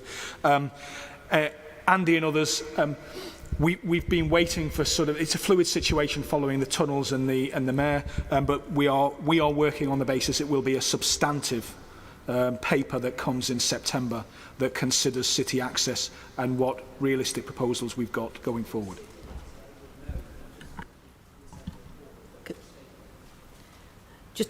Can I just add? Sorry, we couldn't hear you. Can we just make sure that gets signalled well in advance so that other stakeholders and people who are interested in contributing to city centre access can be engaged in that process? If I may, Chair, just to clarify, in terms of the forward plan being updated, we need the board to agree that. So our proposal is that they do that, and we would give that signal at that time. As Peter says, we were dealing with it on projects broken down. There is a new opportunity to look afresh at that, and September is absolutely the opportunity to do that, and we would hope the board would support that at their meeting on the 1st of July. Okay. I think we can say that we're leaning quite heavily behind on that one. Yes. Okay, Peter, carry on. Neil's point, bikes on buses. We're working with Stagecoach on proposals to make that happen, and community groups will find a way of making that happen. It might be quite a small pilot initially, but we'll find a way of weaving that in. Hopefully that answers the questions, Chair. Okay. One more contribution on this is from Heather Richards. Hello. Maybe reiterating some of the conversation we already had, but I think you missed my hand earlier. So I just wanted to bring up city access again and just indicate that really that the crux of almost every other scheme that we've talked about has always ended with, and we'll wait until we talk more about city access, which is great. And it's coming up in September. Reiterating, I think, what Andy Williams was saying, though, in the summary, at least in terms of the work stream update, it's very underwhelming. Cargo bikes, secure parking, all the things that we know we need. But I absolutely do want to make sure that we're able to continue on with some of the conversations we've had about all of the other schemes and see some plan as to how they're going to tie into the city access scheme as a whole. Obviously, it's not going to be fully baked by July, but I would expect that that's where the crux of the conversation and debate's actually going to happen, not on individual schemes that may be part of the holistic city access scheme. Thank you, Heather. Anything more to say? I just agree with that. Yeah. I mean, okay. If tunnels are no longer going to happen in the foreseeable future, and that appears to be the position from the combined authority, then we've done I mean, for those of you that have been around, you know there is a massive evidence around this, but ultimately there are some big policy levers that decision makers need to pull to have an impact in terms of mode shift, traffic reduction, and that's the sort of conversation that we're envisaging. But as Rachel outlined, we just need to get confirmation from the board that they're content on the forward plan. Okay. Sorry, Heather, do you want to come back? Sorry, just in response to that. I mean, I do think that we're getting to the point where it's almost becoming impossible to offer substantial contribution to the other schemes, actually, until we know how it's going to pan out in terms of the connection to city access. It's been the reason that I haven't probably offered further comment on some of the other schemes we're talking about, the Eastern Access, et cetera, because they're so intrinsically tied that it almost makes one hesitant to put their support forward until they know how it's going to be connected to the bigger picture. Yeah. very much agree with you, Heather. I think the point is well made, and I think that most of the Assembly seems to agree with that, but we'll cover that in a moment. I'm going to move on from transport now. So the next section, if there are any questions or comments on skills, which is starting page 279. Eileen? Yes, thank you. I welcome the fact that Form the Future exceeded its KPIs on the 2019 contract, and the fact that they've been the successful bidder for the future contract. I was just wondering whether for the 2019 contract, whether there would be any follow-up research to look at destinations of the people who benefited from that intervention, and just to gauge the success of that intervention in the longer term. Thank you. Thanks, Eileen. Heather Williams, followed by Ian Sollum. Thank you, Chairman. I only really to say that I want to express congratulations to the officers involved in this skills element. It's one of the areas that I think the GCP has really excelled in, and as has been mentioned, gone past the KPIs, which obviously in the current climate has not been easy. And I know that COVID has raised its own challenges, and I think the pandemic makes that work even more vital and more important than ever before. So I think there are always times when we're looking for improvement, but I think it's also important that we recognise when things have gone well, and congratulations to all the officers involved in that. Thanks, Heather. Ian Sollum. Would echo both of the previous speakers on that, and particularly the challenges over the last 18 months. And just with that in mind, though, the final sentence there on page 279. Form the Future were able to react and create new virtual events that were well received. That was in terms of the people volunteering their time to talk to students. I mean, that's fantastic, but we should be aware that there are some people that won't have been able to join virtually, and if there's sort of any plans to really try and connect with those people that we weren't able to over the last 18 months. Or Form the Future weren't able to over the last 18 months. Thank you, Ian. Some brief reaction? Yep, absolutely. Skills points? Yep, thank you, Chair. So, Eileen, just on the destination data, so this is something that we talk to Form the Future about a lot, and the Regional College a lot, and they would love to be able to work out exactly where each individual has gone and how successful they've gone on to be. The feedback we're getting is that it isn't that easy to follow people. But actually what we're doing through the next contract is trying to refine that, and as much as possible to try and get that destination data more tight, basically, because it's something that everybody wants. So it's just kind of trying to find out to work our way through the complications of doing it. So yes, we're trying is the answer, I guess. And just Ian, on your point on virtual events, yeah. So that was kind of what they could do within the restrictions. Absolutely, as the contract expands and to this year and to next, subject to government guidelines, there'll be far more opportunity to do that stuff. Thank you, Niamh. I'm going to move us to the next section, which is the smart work stream. Are there any comments or observations there? I don't see any. So I'm going to go to the one after that, which is the housing work stream, page 285. I see no comments on that either. The next one is economy and environment, and this includes the recommendation on continued funding for the Centre for Business Research work, page 287 onwards.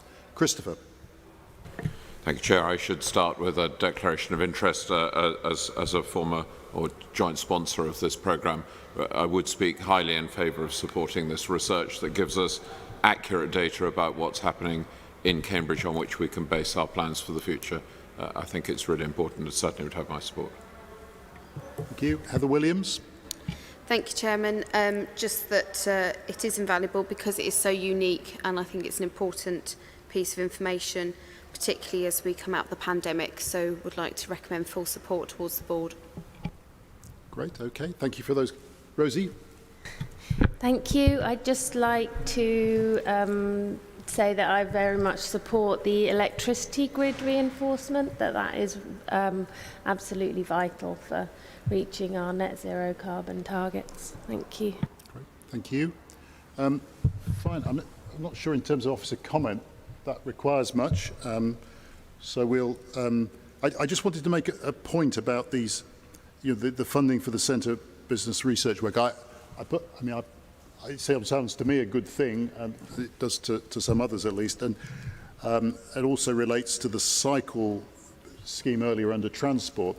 That when you show us schemes and say that the board may be considering allocating money to them, it's quite difficult for us to make a real assessment of that, because in the real world, spending money on one thing is maybe not spending it on something else, and we don't have much context in terms of what else that money was envisaged for. But I mean, it's not a criticism of any of the proposals, but it would be perhaps helpful if, rather than just bringing us a good idea, we had a bit of context for where that money sits in relation to what we've got.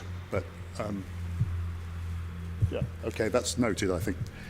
Right, so we then turn to any general matters not covered by the above, which Ian Sollom has one of. Ian. Just on the forward plan of meetings, so the Cambridge Southwest Travel Hub is on for the Executive Board for the 30th of September. I think at the last Assembly you mentioned that had been delayed going to the Planning Committee at County. I think it is now in there for July, but the reason for the delay was a potential call-in by government. Could you comment on where we are with that scheme? You're right. There was a delay on the planning side to take it to committee. It's now the end of July. I think as we sit here, it's unlikely that we will meet a September joint assembly and board, given that timeline. But if I'll take that away, Chair, as an action, I'll update Ian separately. Okay, thank you. So that. Chair. Oh, sorry. I'm sorry. It's quite a wide span I'm trying to follow here. That's fine. Yeah, Brian Milnes. Sorry, just can I follow up on what topic that Ian is referring to? Because we were involved in the Whittlesford Parkway work, and then the Royston to Four Wentways project. And can you just give me an update on those? If it's not directly related, apologies. Well, it's not quite related, but essentially, so Whittlesford Parkway is a piece of work we were pursuing, but the Combined Authority and the County Council are undertaking a project to review the A505 in sort of more strategic terms. So we're waiting the outputs of that review to ensure that we don't come up with a sort of a local solution that impedes maybe a sort of more grander plan. I'll check exactly where the timescale is on that review, and I'll report it back. If you would contact me directly, because I was involved in both and now on highways, so I'd be interested to make sure that we close the loop. Okay, sorry, apologies for missing you, but that I think, oh no, I'm missing someone else now. Simon? I do realise I'm between, I'm the person that's stopping lunch, so I'll be very brief. You are. Most popular person in the building. Just looking at the programme, the agenda for the Exec Board on the 30th of September, it's already quite a monumental agenda, and I think that the message from the Assembly this morning has been that we should be looking at a very substantial session on the city access scheme. I'm just wondering whether there could be some agenda management here.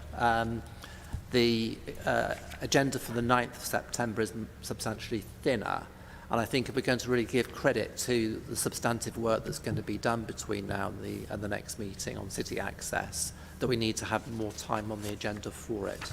On the 9th of September? On the 9th of September. Yeah, okay. I think that's a very valid point. Obviously, the officers are therefore challenged to pump as much of that strategy into that meeting as they can to justify the time. But I think my assumption is that we need to be prepared as Assembly members for more time being required than is currently scheduled. And so check your calendars, folks, but don't give feedback on that yet. Right. Well, I'm going to rule a line under this item now. I think that the three specific items that are coming up to the board were all supported by contributions. I think there was specific, a further specific push for city access to come soon, to come substantial, and to come complementary to the other schemes that we're addressing in our programme. That's the second item that's come up under. Third item. And I think there was special congratulations on the work of the skills work stream that was expressed as well that we should pass on. I think those were the substantial points. So we've really done rather well, I think, this morning, and thank you very much, because I think we've also generated some very pertinent points for the board to consider when they meet. So let's keep that up for this afternoon, and if everyone, unlike me this morning, could be in their seats at the right time, which is 2 o'clock, so that we can resume. Thank you very much, everyone.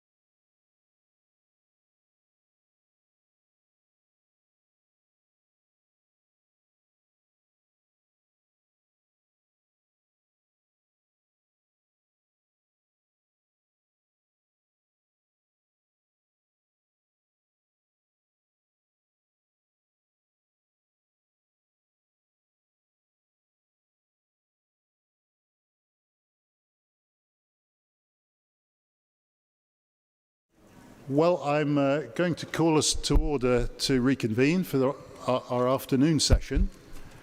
So if you could take your seats for that. This afternoon we've got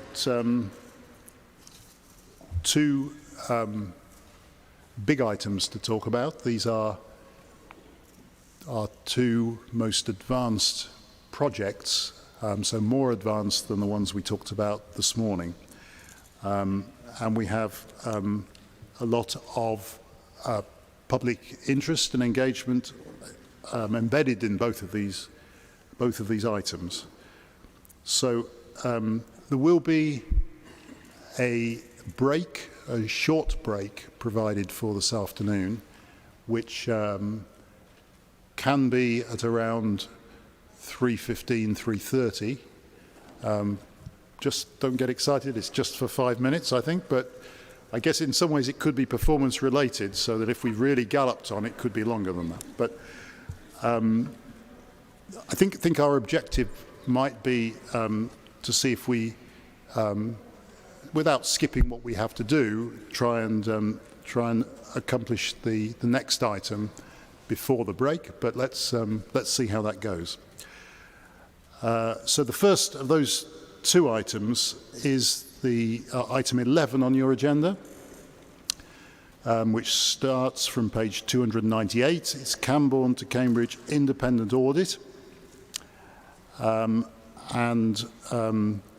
are going to start with public questions on that item. So how do we do that? I lost my list. Here we go. I'm reading them, Chair. Right. Okay. Well, I've just noticed before that, I think out of politeness, I would like to introduce Phil Swan and John Sutton, sitting over there. They will be that they are responsible for the independent audit work, and they will be called for into the discussion and make contributions about that as we proceed through the item. But then I will go back to the questions and ask for Wilma to read out questions that relate to the audit, which are from Dr. Marilyn Tracy and James Littlewood. Thank you. Dr. Marilyn Tracy's question is: the Mayor has withdrawn support for the CAM, and the major transport infrastructure scheme now being proposed is EW East West Rail, with a station planned for Cambourne. Against this background, I would like to ask members of the Joint Assembly, rather than officers, whether they have doubts that the deeply unpopular, environmentally destructive C2C off-road busway scheme, with its route through the Cambridge Greenbelt, is really justified. Given the withdrawal of CAM and the implementation of a fast rail link from Cambourne to Cambridge, and knowing the local geography and commuter destinations, who in their right minds would now endorse a £195 million off-road busway that runs from Cambourne to Grange Road? The audit raised major issues that have been glossed over in the auditor's conclusions and officers' comments. If the purpose of the Joint Assembly is to scrutinise, why is it not performing its function? The question from James Littlewood is: Cambridge, past, present and future, has identified a number of significant factual errors in the C2C independent audit report. For example, 1. The East West Rail does not provide an alternative to travel to the city centre. Key finding 7 on page 7, page 312 of the agenda pack. It will take about 17 minutes by train from Cambourne to Cambridge Central Station, adjacent to the CB1 business district. From there, it is a 20-minute walk, a 6-minute cycle ride, or a 5-minute bus ride to the city centre. By comparison, the forecast C2C journey time from Cambourne to the city centre is 31 minutes. How is East West Rail not an attractive alternative? 2. Current delay on the A1303. In the westbound afternoon peak is between 50% and 75% slower speeds than nighttime average speeds. Section 3.2 on page 19, page 324 of the agenda pack. Analysis of data provided by GCP's Smart Cambridge programme shows there is no significant delay to traffic westbound at any time of the day. There is therefore no benefit to be gained from building a westbound busway lane.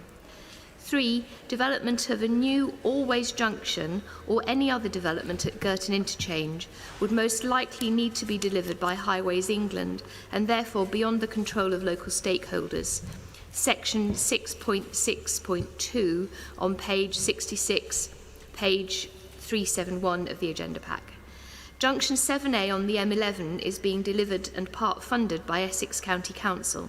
A consortium of stakeholders, including GCP, could co-fund and deliver a major transport hub at the Girton Interchange. These misunderstandings clearly influence the auditor's conclusion in denying that East West Rail radically alters the business case and in rejecting quick win in highway proposals and fixing the Girton Interchange. We ask Assembly members to recommend to officers that they seek corrections to the audit report before it is presented to the board on the 1st of July. Thank you, Chair. Thank you, Wilma. Well, obviously, where questioners are asking members of the Assembly to do certain things, that's something that is up for us to consider to the extent we choose to address in our discussion shortly. But I would like to invite John Sutton, I think, of the two visitors, to respond to those questions about the independent audit work. Yes, good afternoon, everybody. Thank you for inviting me and for the opportunity to address the questions. Dr. Treacy claims that we gloss over the issues in the auditor's report, and that's a claim that we reject. And I think there's some misunderstanding by Dr. Treacy on what the purpose of the audit is. The audit aims to review the continuing validity of the assumptions and constraints underpinning the C2C scheme, not to evaluate the merits of different options. The conclusions reached are appropriate to the scope of the audit, and recommendations are made to address some oversights and the changing policy context for the scheme, but these do not invalidate the assumptions and constraints that remain valid in the corridor. Therefore, the audit concludes that there is no reason why the scheme should not proceed to the next stage. So that's my answer to Dr. Treacy's question. If I can move on to the questions from James Littlewood. The first question, which is regarding the East West Railway and the journey times or the comparative journey times. The travel times quoted by James Little are estimates of the in-vehicle journey times that do not take account of the total door-to-door travel times or the transfer times that are incurred at stations in Camborne or Cambridge, nor the frequency of public transport services. So therefore they are unrepresentative. Several submissions made by individuals and organisations make assertions that East West Rail could replace the need for C2C, but they do so without providing any evidence. It is reasonable to assume that East West Rail will abstract some travel demand in the corridor, as commented in the audit, section 5.2. Rather than speculate on what might be the impact of East West Rail, the audit concludes that the East West Rail should be brought into the appraisal framework, and as stated in the audit comment A15 on page 53, and we also restate that as being one of the recommendations out of the audit. His next question is regarding the delays on the A1303 and the need for the busway. The information that he quotes, or the quote that he makes, this is information that was extracted from the outline business case, which uses data compiled from traffic surveys and documented in the various supporting reports, particularly the modelling reports for the business case. I think it's worth pointing out that although he has highlighted one issue, it is only one of 8 transport constraints for the corridor, which is listed in section 3.2 of the audit report. The question refers also to the current situation, but as pointed out in the business case and summarised in section 3.2, the demand generated by the growth in housing and employment in the corridor would generate ever greater levels of demand for travel in and around Cambridge, with an approximate 29% increase in trips during the morning peak and a forecast increase of 31% increase during the afternoon peak, and also a 38% increase in the interpeak, which obviously will exacerbate current congestion issues in the corridor. That said, the audit finds that the business case is not as transparent as what it should be in presenting projections of future travel demands in the corridor. As discussed in our review of the strategic economic case, particularly with transport user benefits, and commented upon in Audit Statement A8 on page 34. The audit concludes that it would be helpful to compare the model outputs on general traffic as well as ridership on the C2C to understand better the impacts of the developments as well as the C2C scheme. And it makes a recommendation that more testing of travel demands under different scenarios would be helpful in understanding the long-term impacts of the scheme on general traffic in the corridor as well as on bus ridership. And I think this comment also goes back to the earlier comment made with respect to the potential impact of East West Rail. The third question is regarding the development of an Always Junction in the Girton Interchange. Among all the submissions that we received, the Girton Interchange is mentioned by many people. I'm convinced it's a bit of an obsession here in Cambridge from the representations that we received. And he makes a number of suggestions about how the Girton Interchange could be delivered by other agencies locally rather than Highways England. Well, you know, anything's possible, but what is probable? In the audit, all that we could do was comment upon the published information regarding the Girton Interchange as it exists today. And if you look at the CPCA's, the Combined Authorities Local Transport Plan, as well as Highways England, the Girton Interchange is not a committed scheme, and indeed in the Local Transport Plan, it's not even a priority scheme. The audit is not able to speculate on alternative delivery mechanisms or the prospects for an Always Junction at the Girton Interchange. Claims are made in several submissions that I've already mentioned that fixing the Girton Interchange would solve the transport issues in the A428, A1303 corridor without providing any evidence.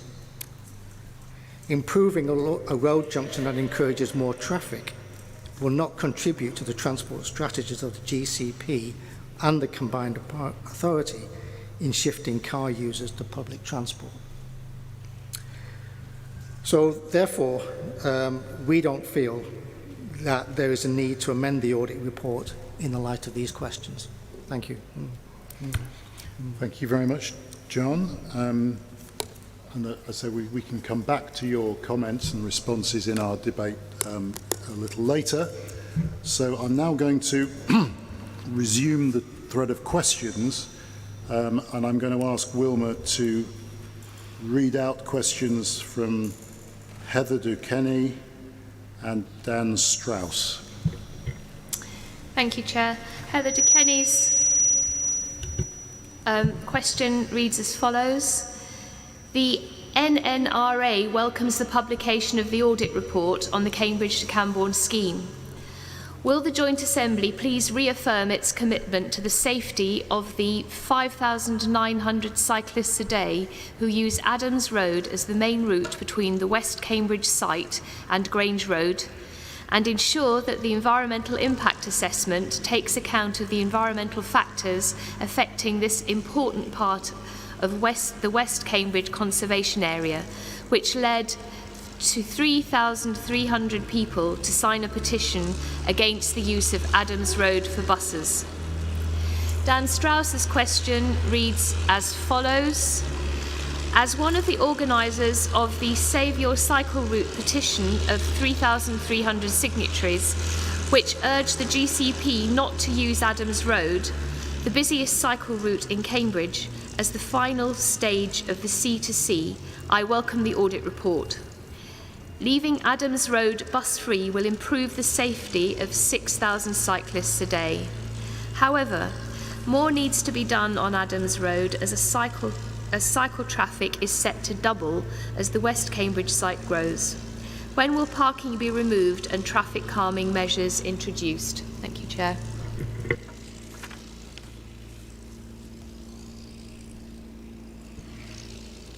Sorry, it was difficult to know whether you'd finished or not. Sorry.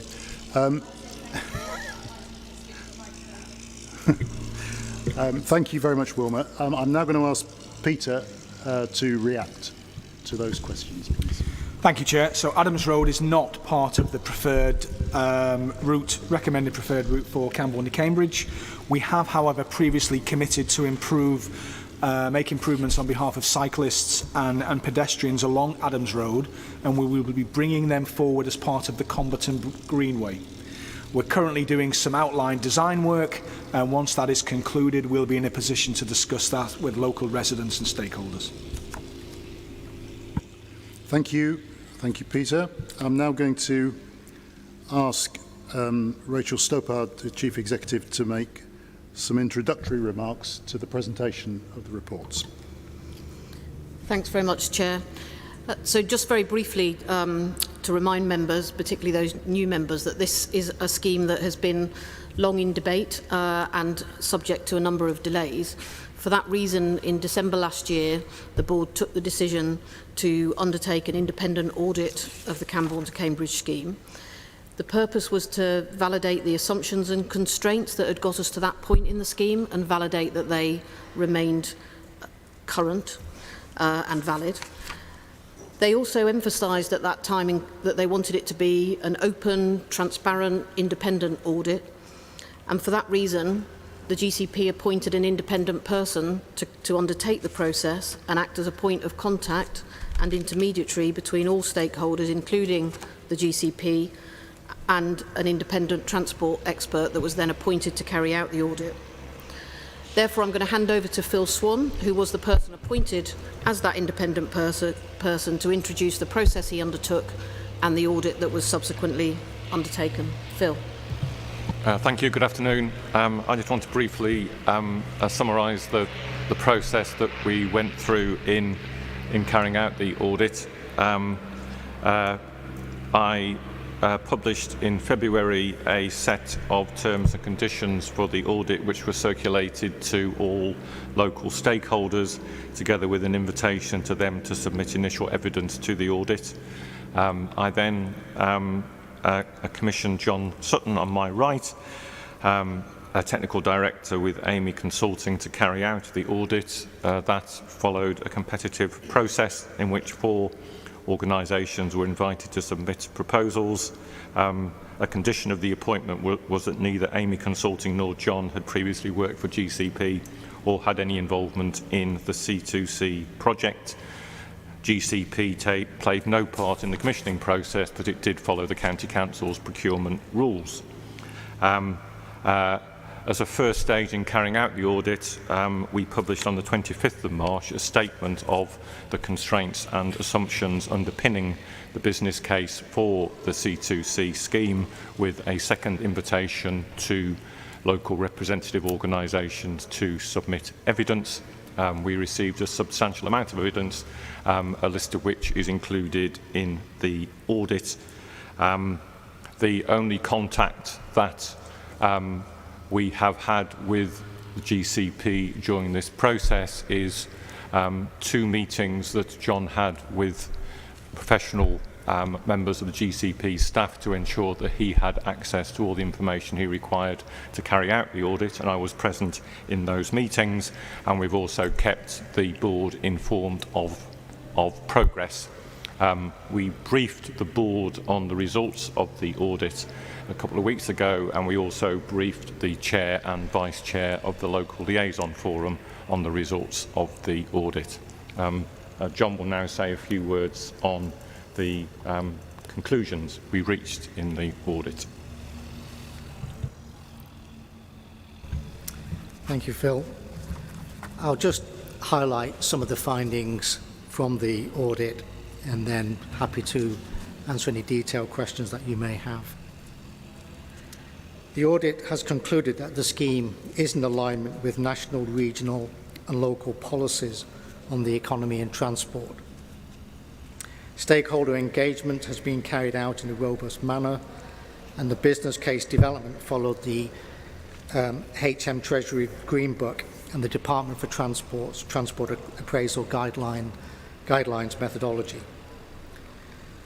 The appraisal has been carried out in a robust manner, and the economic analysis and financial case remain valid. The environmental impact of the scheme is mixed, and the validity of some of the assumptions will need to be investigated further as part of the environmental impact assessment, which would form part of the next stage. A number of alternative route options have been put forward and have been examined in this audit. It is important to stress, however, that the business case must balance both local concerns with wider strategic goals. The GCP has followed the national guidance on appraisals for schemes such as this. Overall, the audit has confirmed that the key constraints and assumptions on which the C2C business case is based remains valid.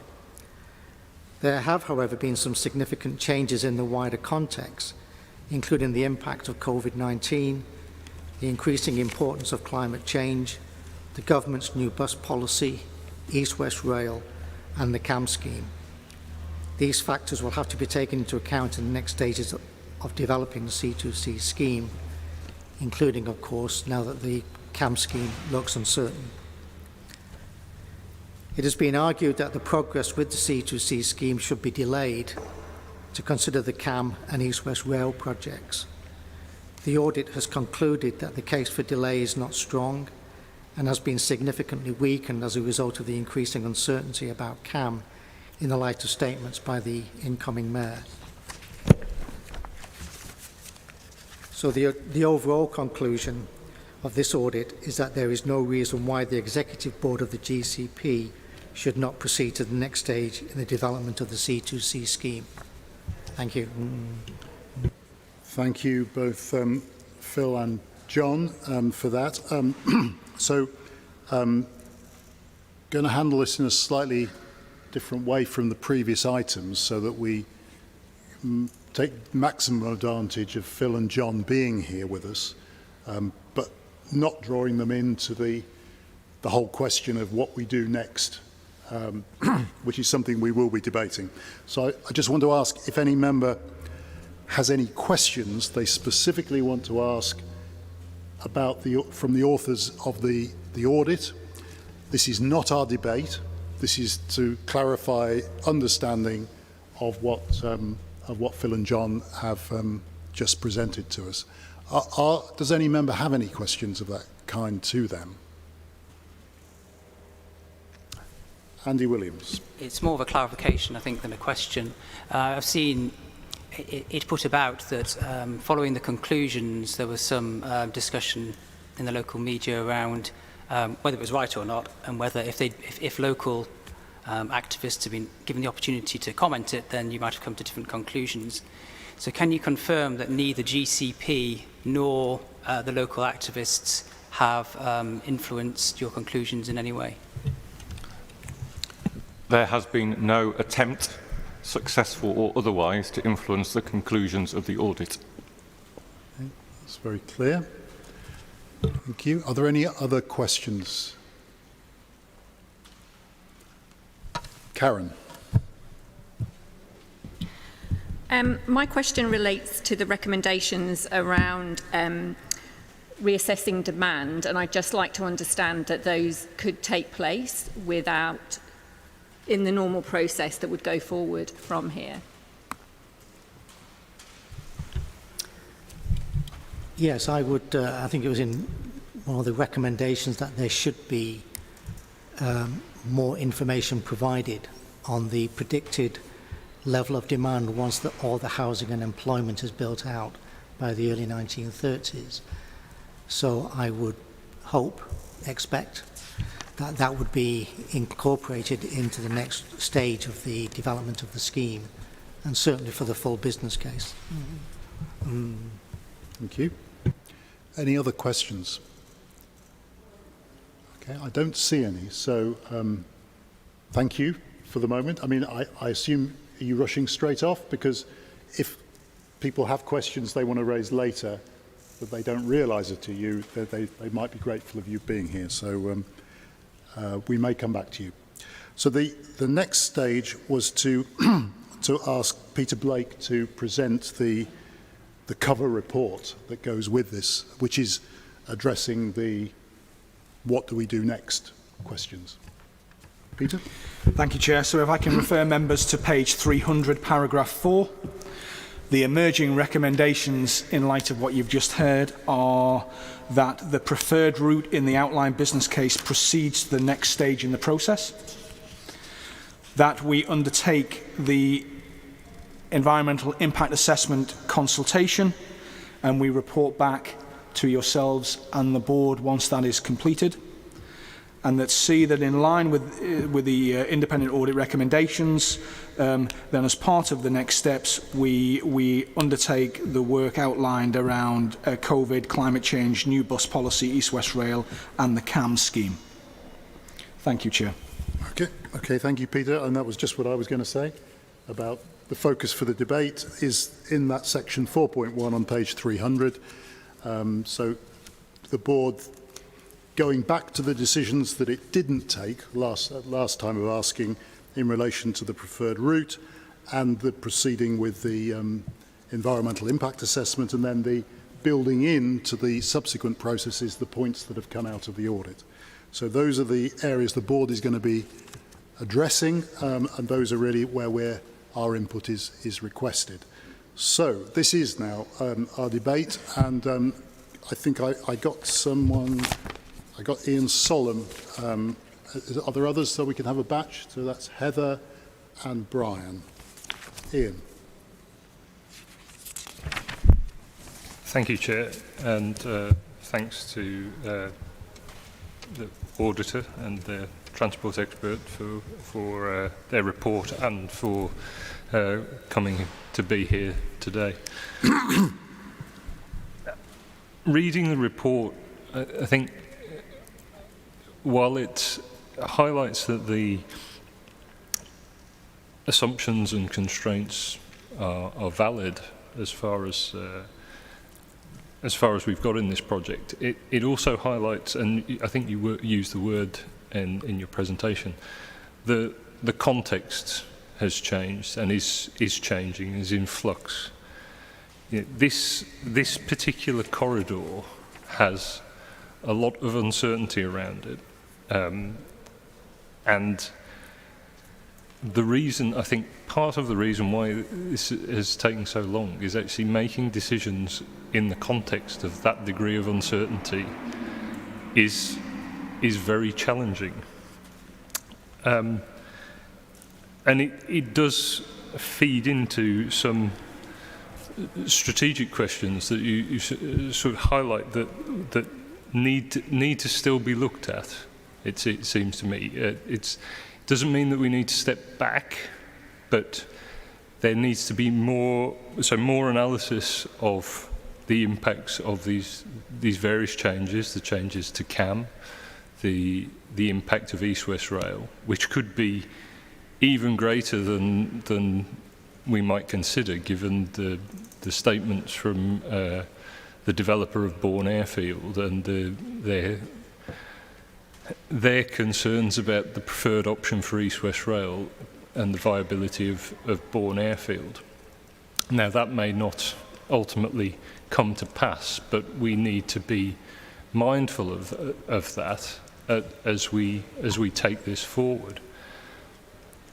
So the environmental impact assessment, proceeding with the environmental impact assessment is clearly very important. To quote from the report, the validity of the assumptions related to the environmental impact will need further investigation, which we clearly need.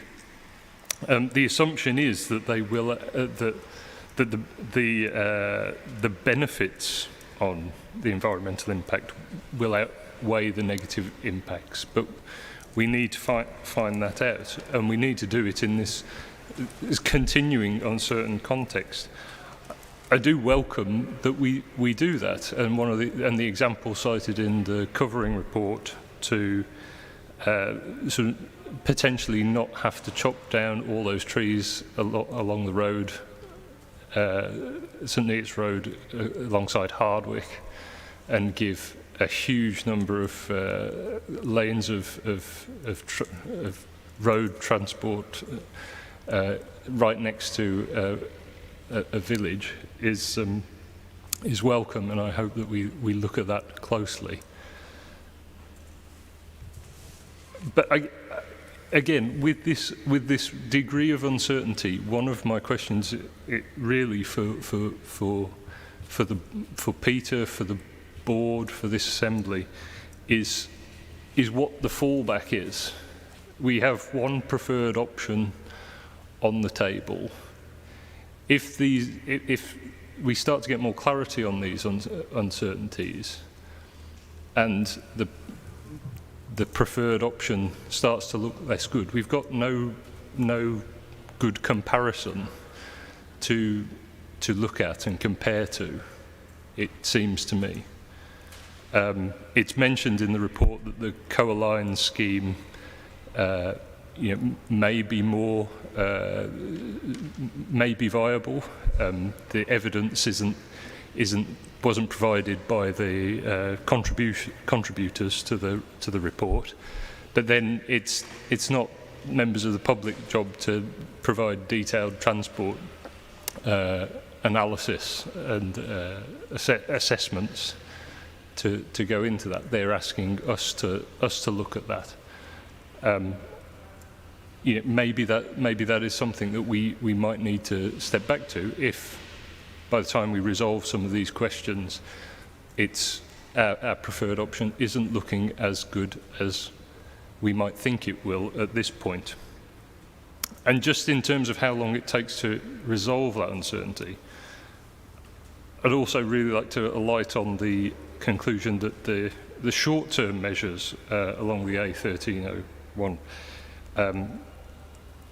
could be a catalyst for mode shift in preparation for when the C2C busway is operational. Our key driver at the GCP has been mode shift, and that is a very clear endorsement for looking at those more seriously than we have done, even if we proceed with an off-road route in the longer term. The time it might take to resolve the uncertainty around this corridor in order for us to confidently make a decision, it would seem to be worthwhile investigating those. And I would invite, I would actually like to sort of seek clarification, I guess, and maybe this should have come before, just from the auditor on that recommendation, because it seemed quite a strong recommendation. So overall, I think yes, let's proceed with the environmental impact assessment. We need to really understand whether the assumptions that we've made around that are valid. It is the next step. But let's keep an eye on some of these big uncertainties for the corridor, East-West Rail, what happens with CAM, which may take longer to resolve than we might think right now, what happens with development in the corridor, and what else may come along in the meantime while we await those things as well. So, thank you. Thanks, Ian. Just to say to members that Ian's contribution shouldn't ideally be followed in terms of length, but it got away because it was the first one.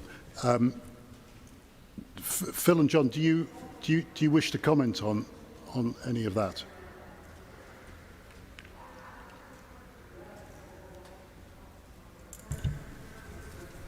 Well, thank you for that contribution. As you've mentioned, you've covered quite a lot of areas of the audit. I'll give you my view if you wish, if that's appropriate. I think we're asking you asking you for your input in relation to the work of the audit. Okay, a couple of things.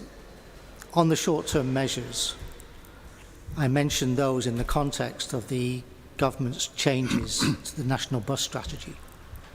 And it seems that there is an opportunity here for the GCP to take advantage of those changes, which has not previously been considered in the context of the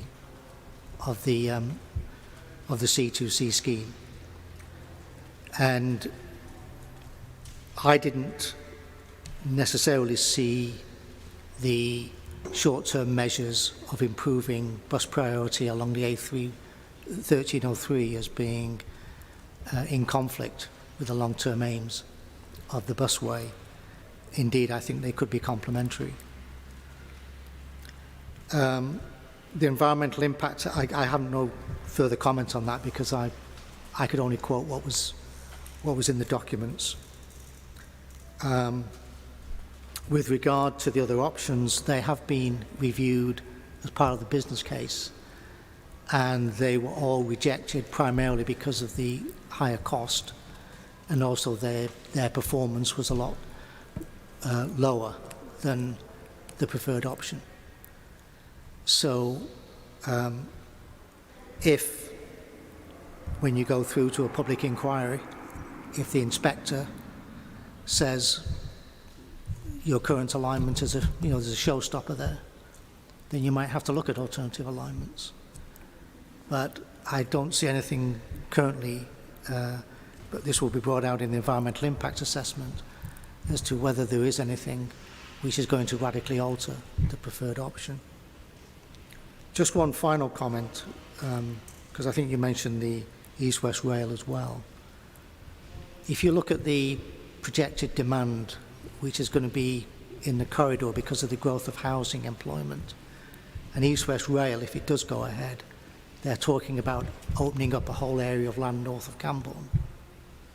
Well, when you think about all the projected or the potential transport movements that would generate, you're not looking at either East-West Rail or C2C. You're going to need both, especially if you want to transfer people from car to public transport. And in fact, if you read the CAM strategic outline business case, that was one of the main arguments that they made, was that the CAM business case was predicated on the growth of demand across Greater Cambridge, irrespective of whether there was going to be East-West Rail or any other rail scheme. Thank you very much, John. So we may just complete the reaction to what Ian was asking before going on to others. So coming to Peter now for response.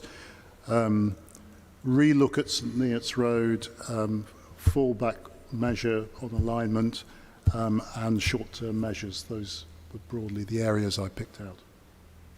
So what we've tried to do with St Neots Road is give a particular example where if the situation with CAM changes, the thought process might change. So to use St Neots Road or not use St Neots Road and use the Verge, the decision was largely driven by CAM. So if the requirement for a fully segregated solution is not there anymore, then that opens that up. And I think it's right that that's the sort of question we pose as part of the environmental step, and we really understand local views, but also get under the skin of the environmental impacts, benefits, or otherwise, which is absolutely the next step in terms of understanding those pros and cons.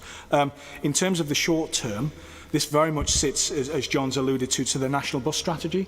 The National Bus Strategy response for this area is being led by the CPCA. We are supporting them in that endeavour, and we need to understand exactly where they want that to land as to what level of initiative, because there's a whole host of things from infrastructure to fares to franchising that's being talked about, and we need to make sure that we complement their response to that. In terms of a fallback, and again, broken record, there is a very clear process that we follow. And the process says that we get a preferred solution, we examine that preferred solution. If for whatever reason it no longer becomes our preferred solution, then we need to decide on what the next step is, and that's the process we intend to follow in accordance with DFT guidelines. Thank you very much, Peter. So I've got on my list that I had started, Heather Williams, then Brian Milnes.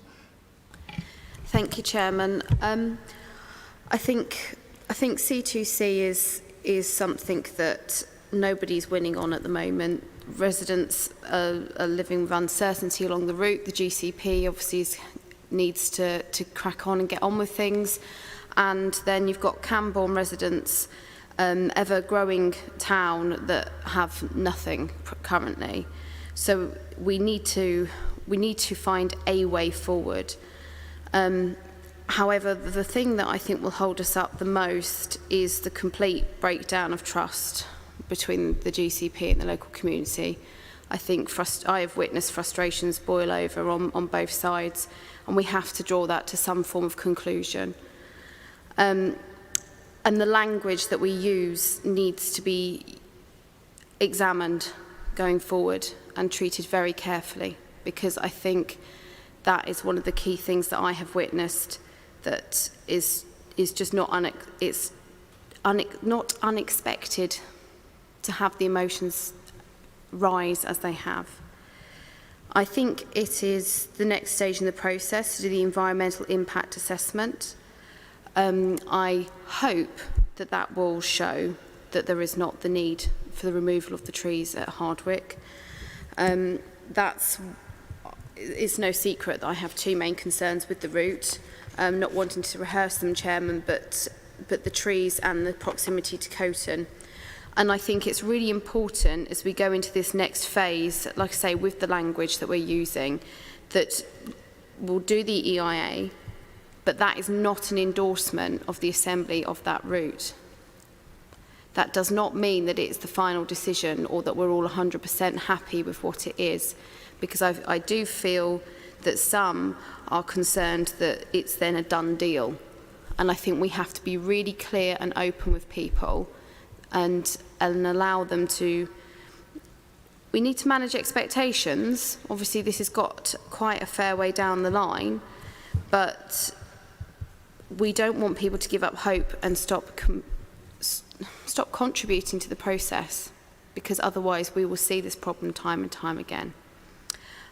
So that was what I would like to impress on our approach going forward. Still for me personally, I'm not content with the route, but I do feel that the EIA may be able to assist people like myself and Councillor Solomon that are opposed on grounds such as the trees. Thank you, Chairman. Thank you, Heather. Brian Milnes. Thank you, Chair. I just wondered from a tour that Joe took us on the route in the last couple of weeks, and areas that I worried that might impinge on the success of C2C.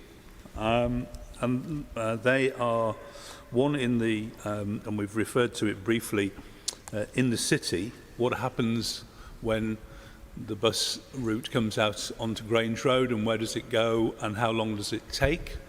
It's referenced in one of the questions that we had externally earlier, and I don't believe that we've properly or completely addressed this issue. I know Joe talked about the U2 bus service that currently goes along that route, I think is the one that you mentioned. but it wasn't clear that without, and this may be back to our famous Cambridge Access issue, without that, I feel that the route into the centre of Cambridge, or even as far as the station, isn't resolved. The other one that I was particularly minded of as well is the Scotland Farm Park and Ride is planned to be a very large car park, and the bus service is going to have to call into it, and a 10 or even 15-minute delay coming off the route onto the new Park and Ride will inhibit, I feel, quite a lot of people from using the service. I don't know what the answer to that is, but I believe it's a question that still remains unanswered.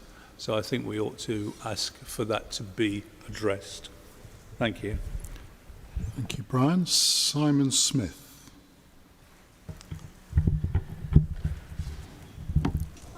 I'm sensing that there's a call for further deferment.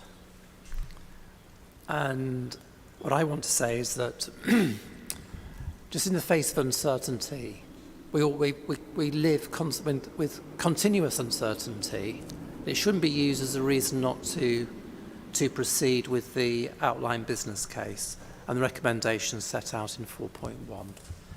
This has been the most examined and re-examined and now audited matter, and we've come to the point where we have to go forward with the preferred route to the outline business case.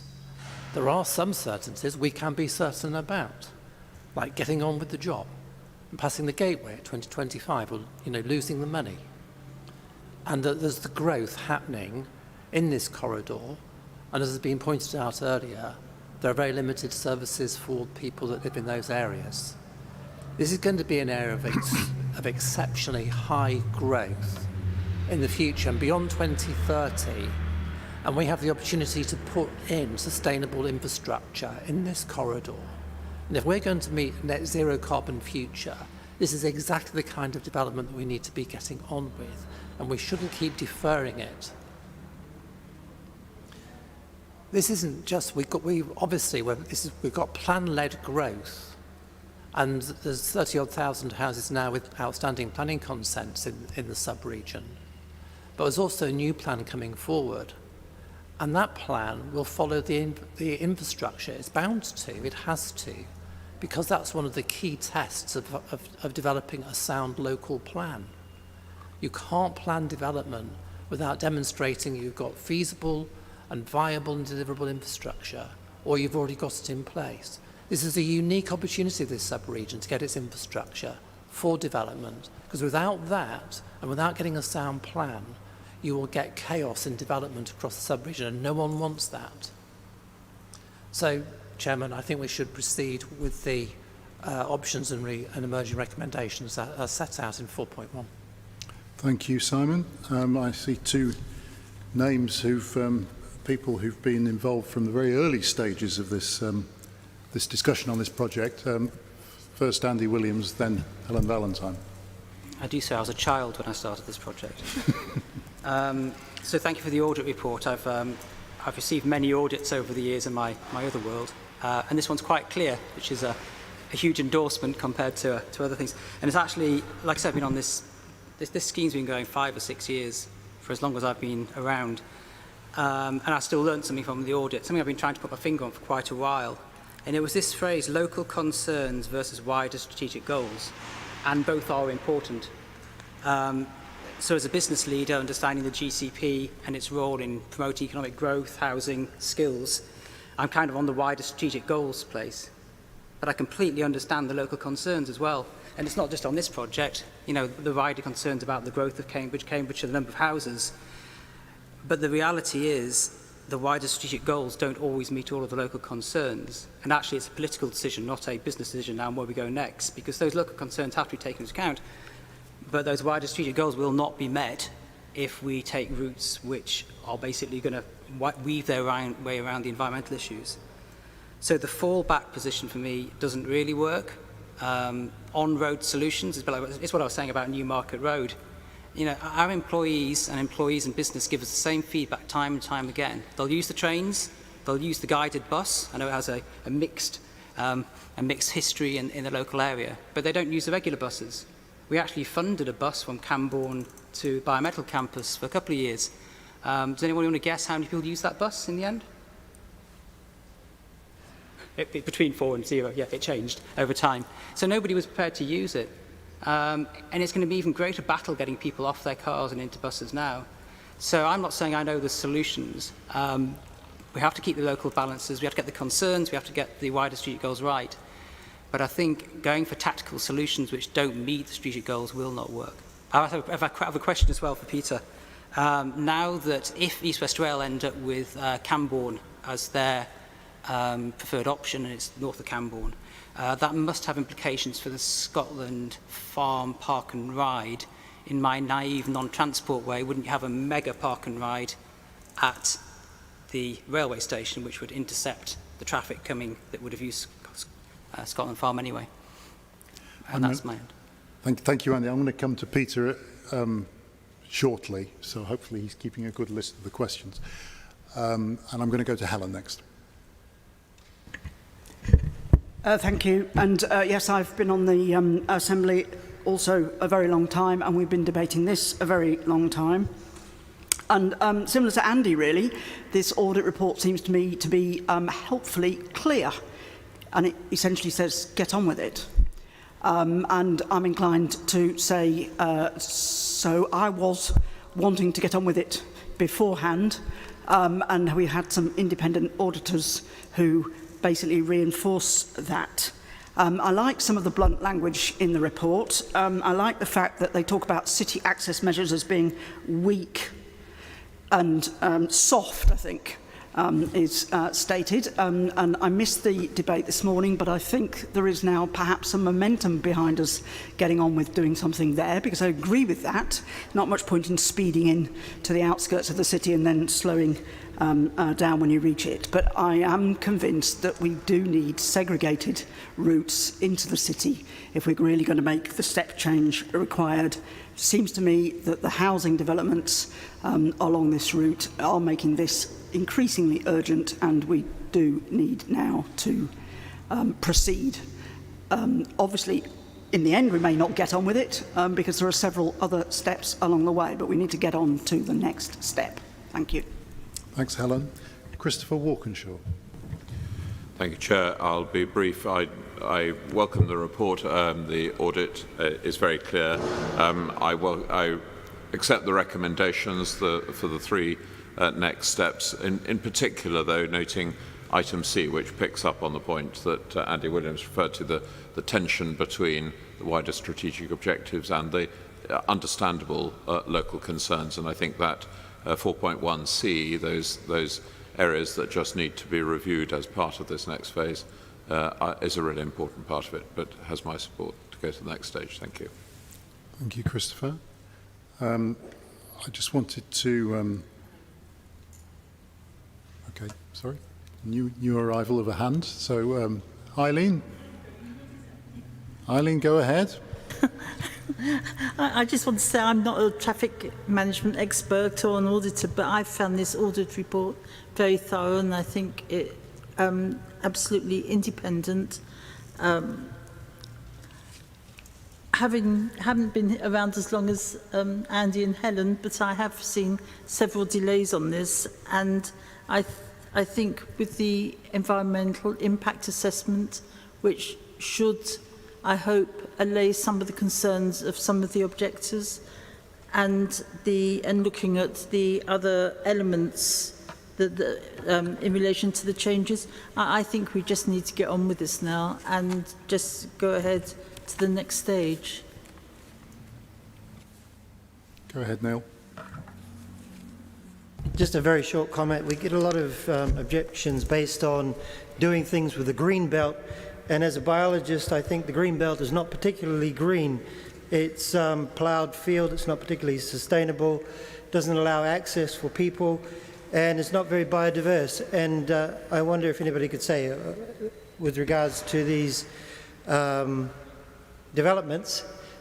I've heard that biodiversity is part of the scheme, so we could end up with a much more biologically active green belt than we started with.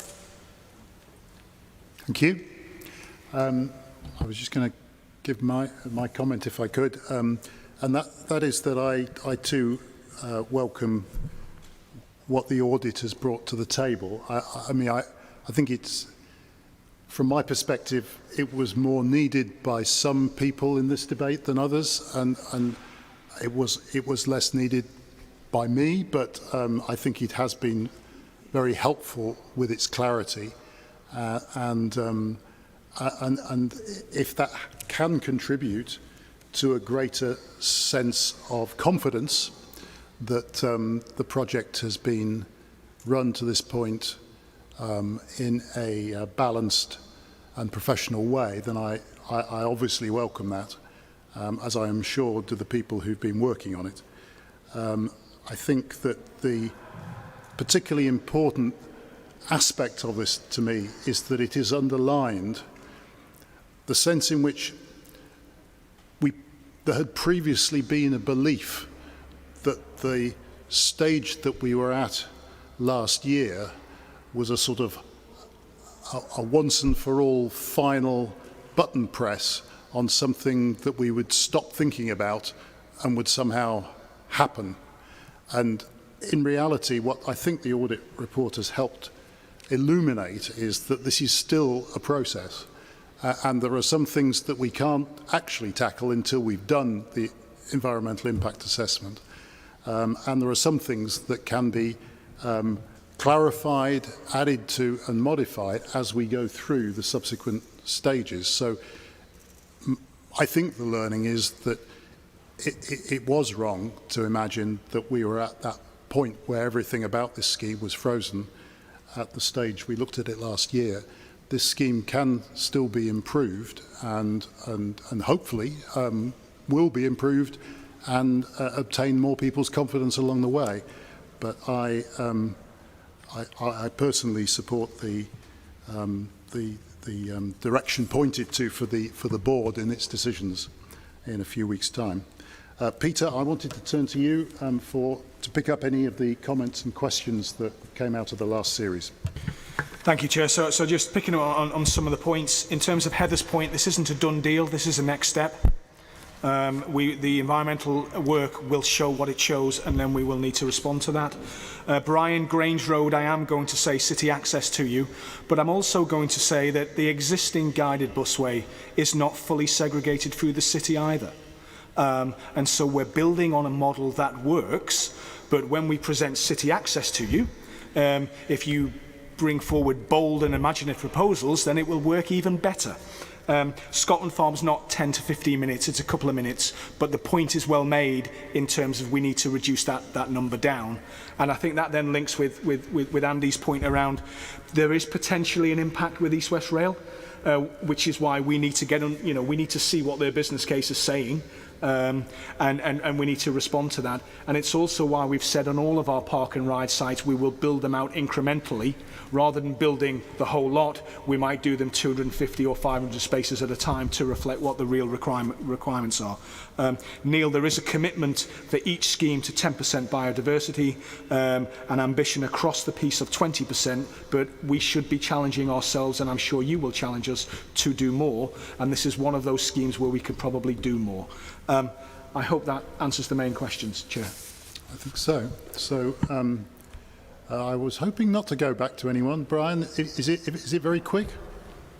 Yes, I would like to challenge the 2-minute assessment, and perhaps we can take that offline, but a bus going into a park and ride and passengers alighting and getting on is going to take more than 2 minutes. I'll happily sit down and we'll go through it. Very quick, Ian. You used up a lot of credit earlier.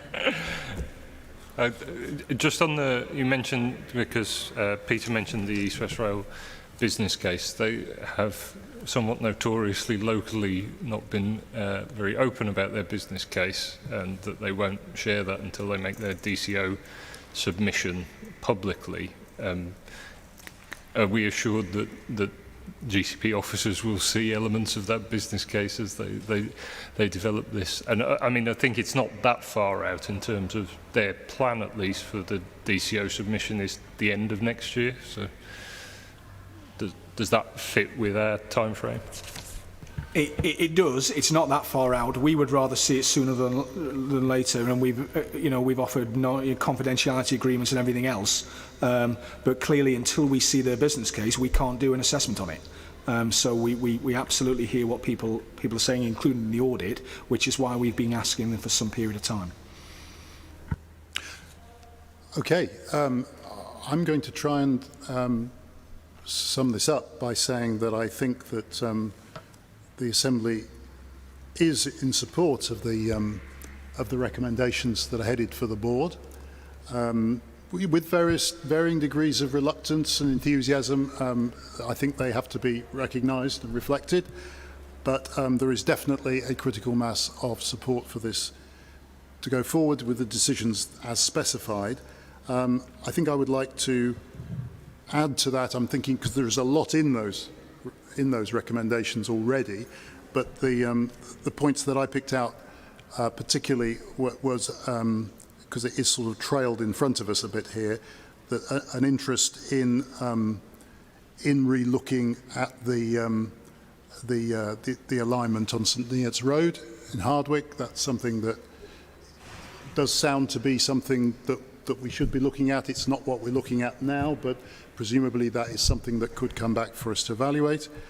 And I think I would like to, I think it would only be reasonable to pick up the points that I think that Ian and Heather were the underlying points that they were making, that I think the Assembly would like to see this pursued as described, but would like it to examine itself in the way that it does that, to try and maximise the rebuilding of trust with the communities that see themselves as impacted by this. So that's a point I think we would like to make to the board. Okay, so I'm going to say that everyone has earned a tea break at this point, and thank you for your contributions on that. I think it was an effective pooling of contributions, and the tea has arrived at the back. I'm going to suggest that it's 3:05. I'm going to suggest that we resume at 3:20. So adjourned until then. Thank you.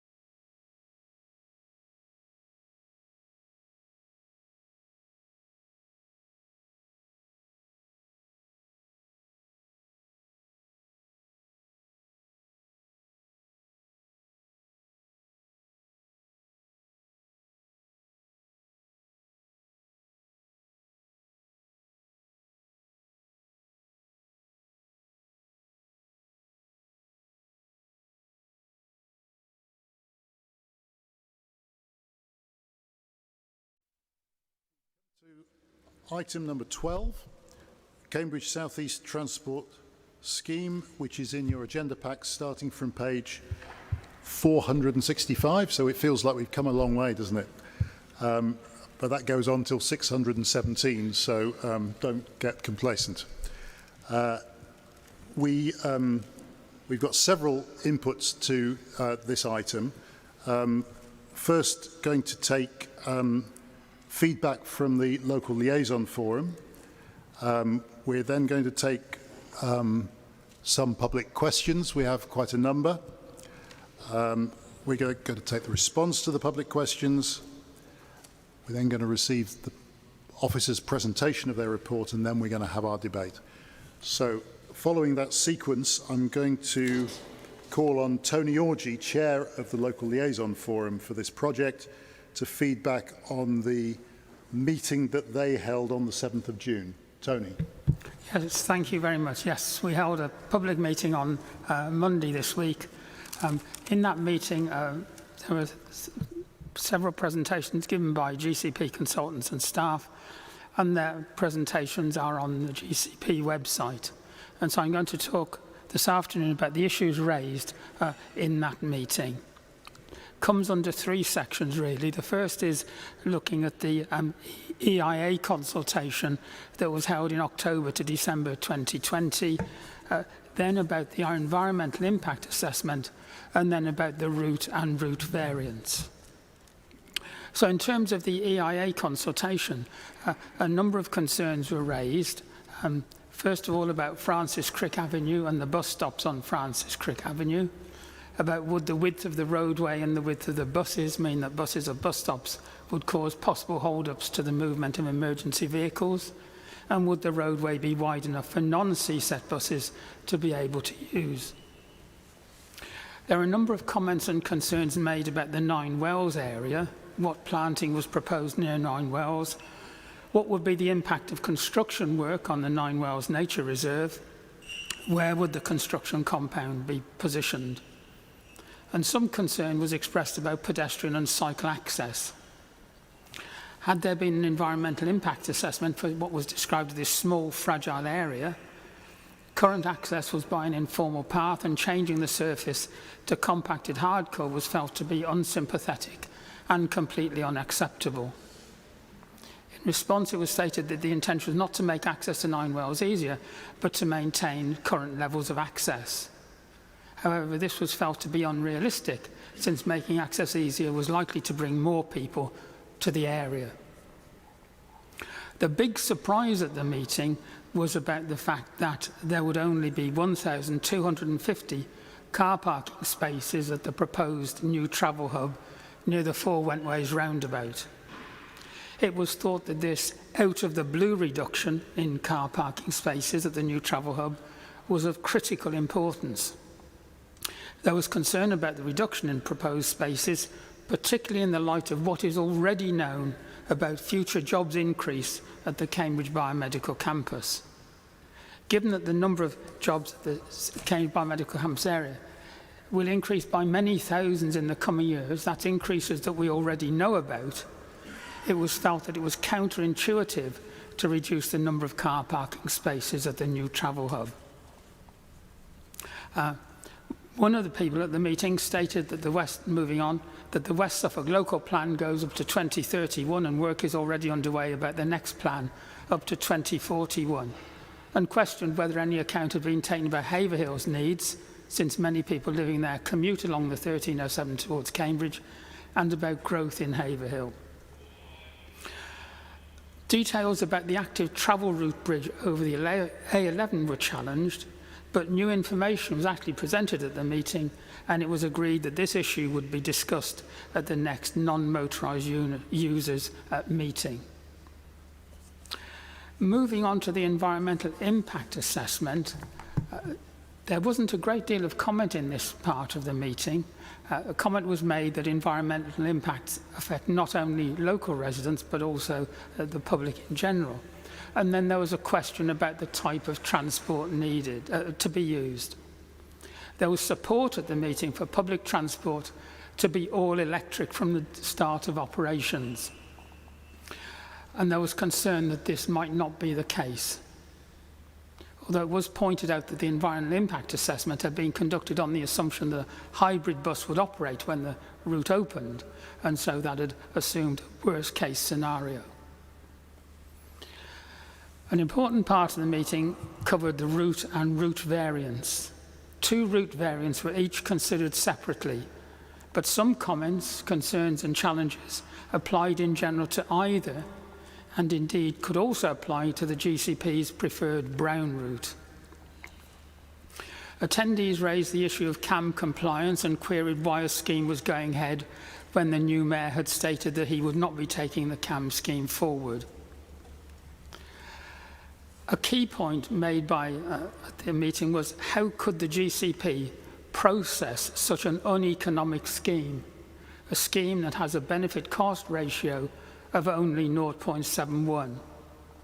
Surely this is way under what can get approval. It was therefore important to see the revised economic model, which I believe has not yet been published.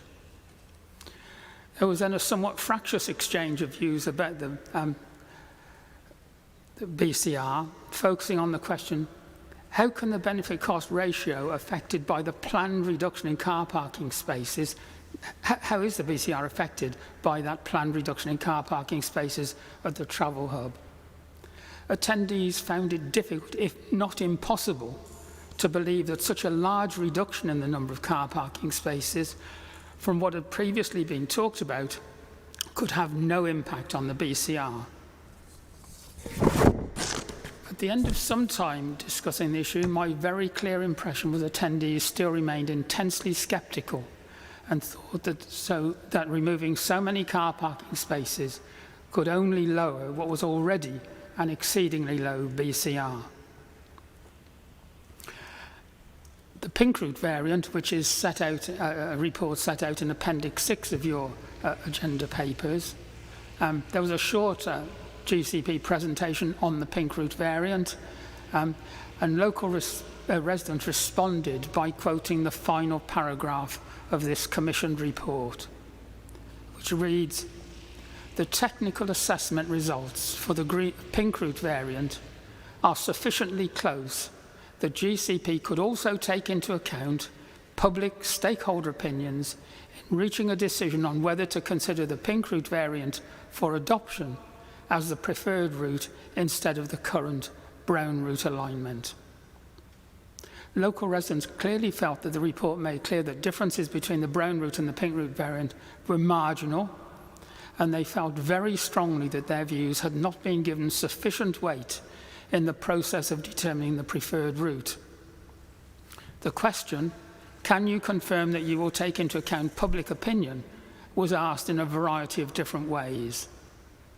It was stated that the parish of Babram wants the pink route variant, and the other brown route cuts the field and goes through ancient water meadows. The response given at the meeting was that the GCP had taken all views into account, but could not consider just the responses of Babram residents. The Shelford Railway alignment, again there was a short GCP presentation on this, and that focused on the findings of the Atkins Independent Report, which is Agenda 5 in your Appendix 5 on this agenda item in your agenda papers. In support of the SRA route, it was argued that the Atkins Independent Review stated that the route was feasible, and the point was made that whereas GCP has considerable financial resources, the iTransport report was crowdfunded locally with support from parish councils.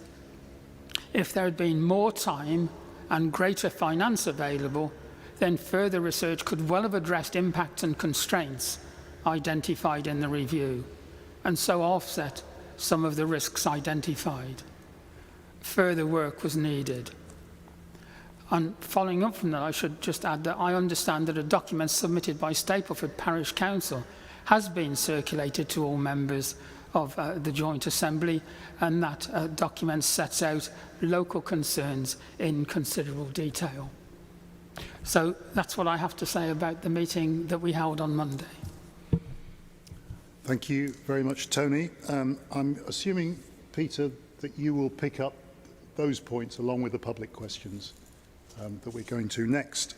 So, to deal with the public questions, the majority of these are going to be read out by officers. In fact, this time 2 of them, Wilma and Neve, in order to avoid the sense of listening to one person's voice for too long.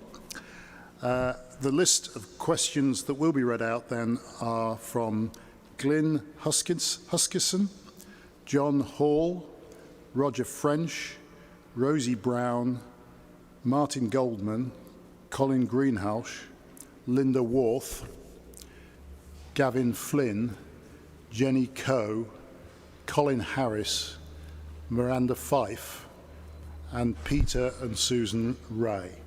So those are the questions to be read out, and then there are 2 more to be asked in person. So let's get on with the ones I've just listed. Yep. So first question from Glyn Huskisson. The title of the question is Babraham to Biomedical Campus, Proposed Busway and Park and Ride. A 2020 King's College London study found that PM 2.5 particulates from tyres and brakes are 1,000 times more harmful than car exhausts, as they cause and exacerbate asthma and COPD. PM 2.5 particulates have been known to be dangerous for some time. Bus tyres are large, so they will cause significant pollution in what is currently clean air in our countryside.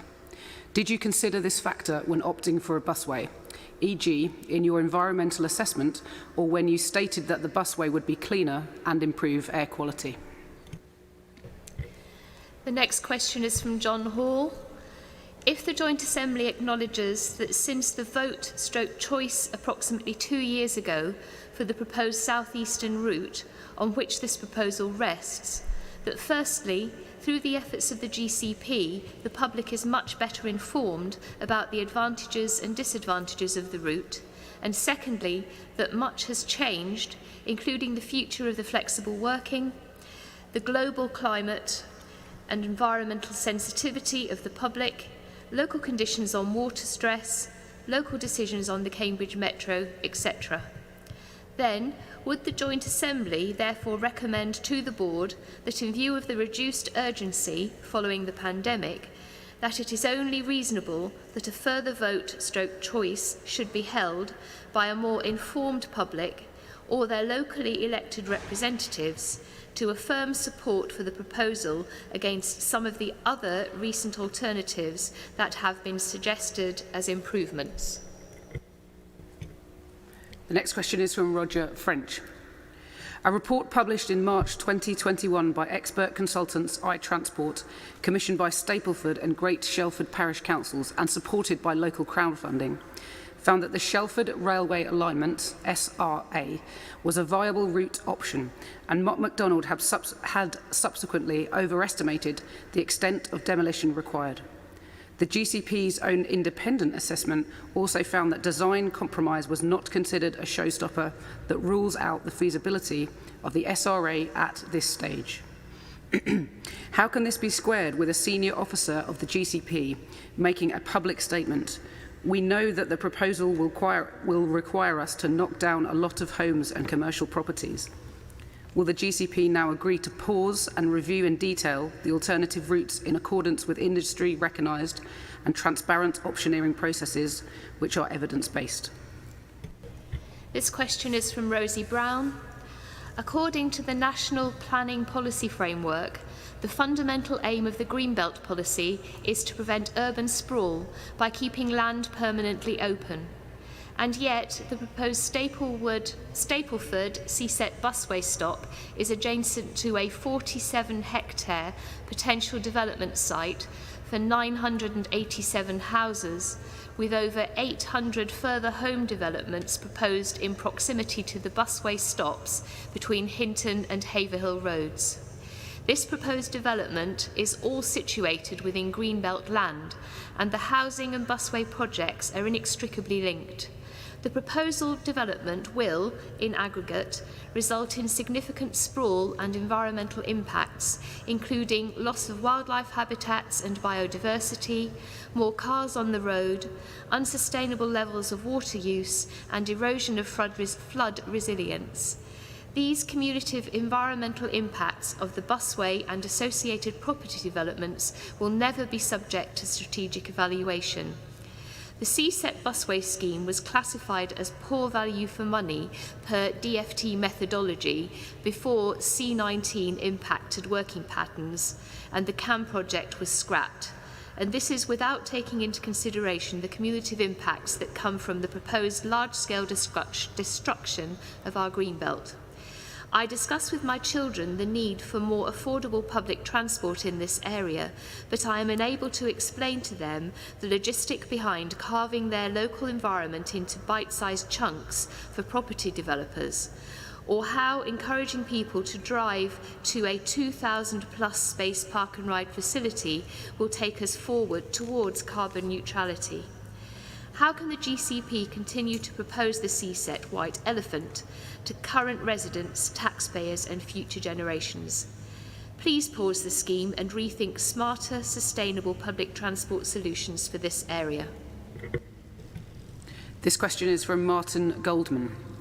Since COVID-19, our way of living is challenged. Our outlook and future vision transformed. Aspects of Cambridge transport access, Waterbeach, Northstowe, Cambourne, Bedford, Great Abingdon are being addressed separately. No Linton or Haverhill, and even more fragmented Cambridge approaches. East West Rail, without public consultation, rejects a northern route. They plan to divide communities. Viaducts twice the height of our houses are proposed to carry noisy trains with smelly and dangerous diesel freight fumes to be broadcast far and wide. No electrification.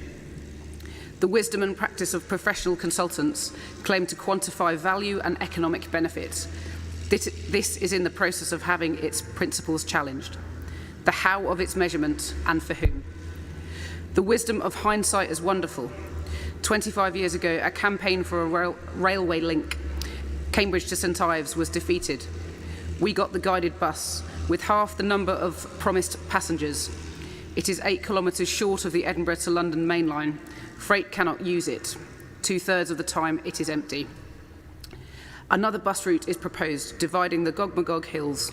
Perversely, it does not align to existing routes. More congestion, more opportunities to litter the greenbelt with housing. More than any other part of England, wildlife has declined in Cambridgeshire. A call for a nature network is made. A band of opportunity exists. Fulbourn, across the Gogmagogs, Wandlebury, Trumpington Meadows and Coton. Pressure for recreational space close to our homes has risen. We need to create more practical opportunities to generate and reinforce our physical and mental well-being.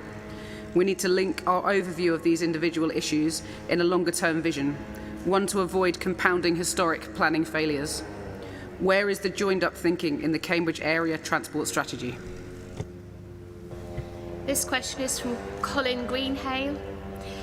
Given the current poor business case for CSET, why is the new economic model not being made available for public scrutiny? And does this not undermine the credibility of the methodology and the resulting projections? This question is from Linda Worth. Issues for consideration. 2.2, wherever possible, feedback received has been incorporated into the scheme's design. The following key refinements have been made to the scheme's design following recommendations and preferences raised in the consultation. A number of design refinements have been made following the EIA consultation, including pedestrian and cycle access to Nine Wells Local Nature Reserve, subject to landowner agreement. This should include equestrian access. These routes have been used on a permissive basis by equestrians for over 25 years. Please could the Joint Assembly confirm that any permissive access to Nine Wells Local Nature Reserve will be negotiated for all non-motorised users and not just pedestrians and cyclists? This question is from Gavin Flynn. The CSET as planned bypasses existing centres of population and carves a swathe of destruction across our local greenbelt. Moreover, a tarmac road is carbon intensive, as is the 2,000 space car park needed at Babraham to support CSET. The latter will undermine local bus services by attracting people into their cars. Given all three councils' stated support for sustainability, doubling nature and preserving green spaces as part of their strategy for climate change, and the recent Cambridge Nature Network with its emphasis on the Magog Hills, will the GCP listen to public demands for an open and transparent reassessment of alternatives to their proposal? This question is from Jenny Coe. An integrated transport strategy for Cambridge and beyond would bring CSET together with East West Rail, existing rail lines, greenways, expanded on-road bus services, pedestrian routes and restrictions on car access to the city centre in a strategic, joined-up manner, rather than hoping that they will somehow magically come together to solve congestion and pollution and serve an expanding city over the coming decades. Given that the new mayor proposes to review the Cambridge Autonomous Metro, can the GCP justify why it does not appear to be pausing and reviewing its CSET plans to avoid developing a key part of the Cambridgeshire transport infrastructure as a silo? This question is from Colin Harris. Given it has been demonstrated that a technically feasible alternative CSET route via the villages of Great Shelford and Stapleford is possible, and that this has been accepted by the GCP consultants Mock MacDonald and Atkins, and that a full appraisal of this alternative as put forward by the Great Shelford and Stapleford parish councils in the independent iTransport report has never been carried out, will the GCP undertake to make a full comparative appraisal of this alternative, including full consideration of the environmental landscape, social and heritage aspects, as well as the transport benefits, and please provide a full justification for the answer? This question is from Miranda Fife. The village of Great Abingdon already has a bus service with a journey time of just 13 minutes into the Cambridge Biomedical Campus, CBC. The only real problem with this existing service is its infrequency, only 2 buses per hour, reducing to just 1 per hour after 7 p.m, and its excessive cost. Return fare for an adult is £7 and £4.85 for a child. Similarly, Sawston has an existing service that's only 21 minutes to CBC, 3 per hour, reducing to 1 per hour after 6 p.m, same prices. In London's huge Transport for London area, equivalent bus journeys would only cost £1.55 one way for an adult, including a change of services in Cambridge to go on elsewhere within an hour, with a daily fare cap of £4.65, and the buses would be completely free for children up to the age of 16. The difference between London and Cambridgeshire is, of course, that in London the buses are not run for profit by private companies. Cambridgeshire could use this model. Running many extra buses along the existing road routes would also have none of the huge environmental impact that all of your proposed new construction of tarmac route, parking provision, concrete flyovers, etc. will have. All that excessive production of CO2 in the construction process is counter to the national aim to reduce carbon emissions in order to combat the climate emergency. And it is simply not necessary if the ultimate goal is just to provide extra bus services. And Park and Ride just bakes in reliance on the private car rather than helping people to move away from car ownership. My question is, will the GCP now work with the Mayor to direct its funds towards franchise bus services on existing roads and abandon this environmentally damaging and unnecessary new infrastructure? This question is from Peter and Susan Ray. 1. Can you please confirm that there will be a public inquiry for this project, and if there is not to be a PI, why not?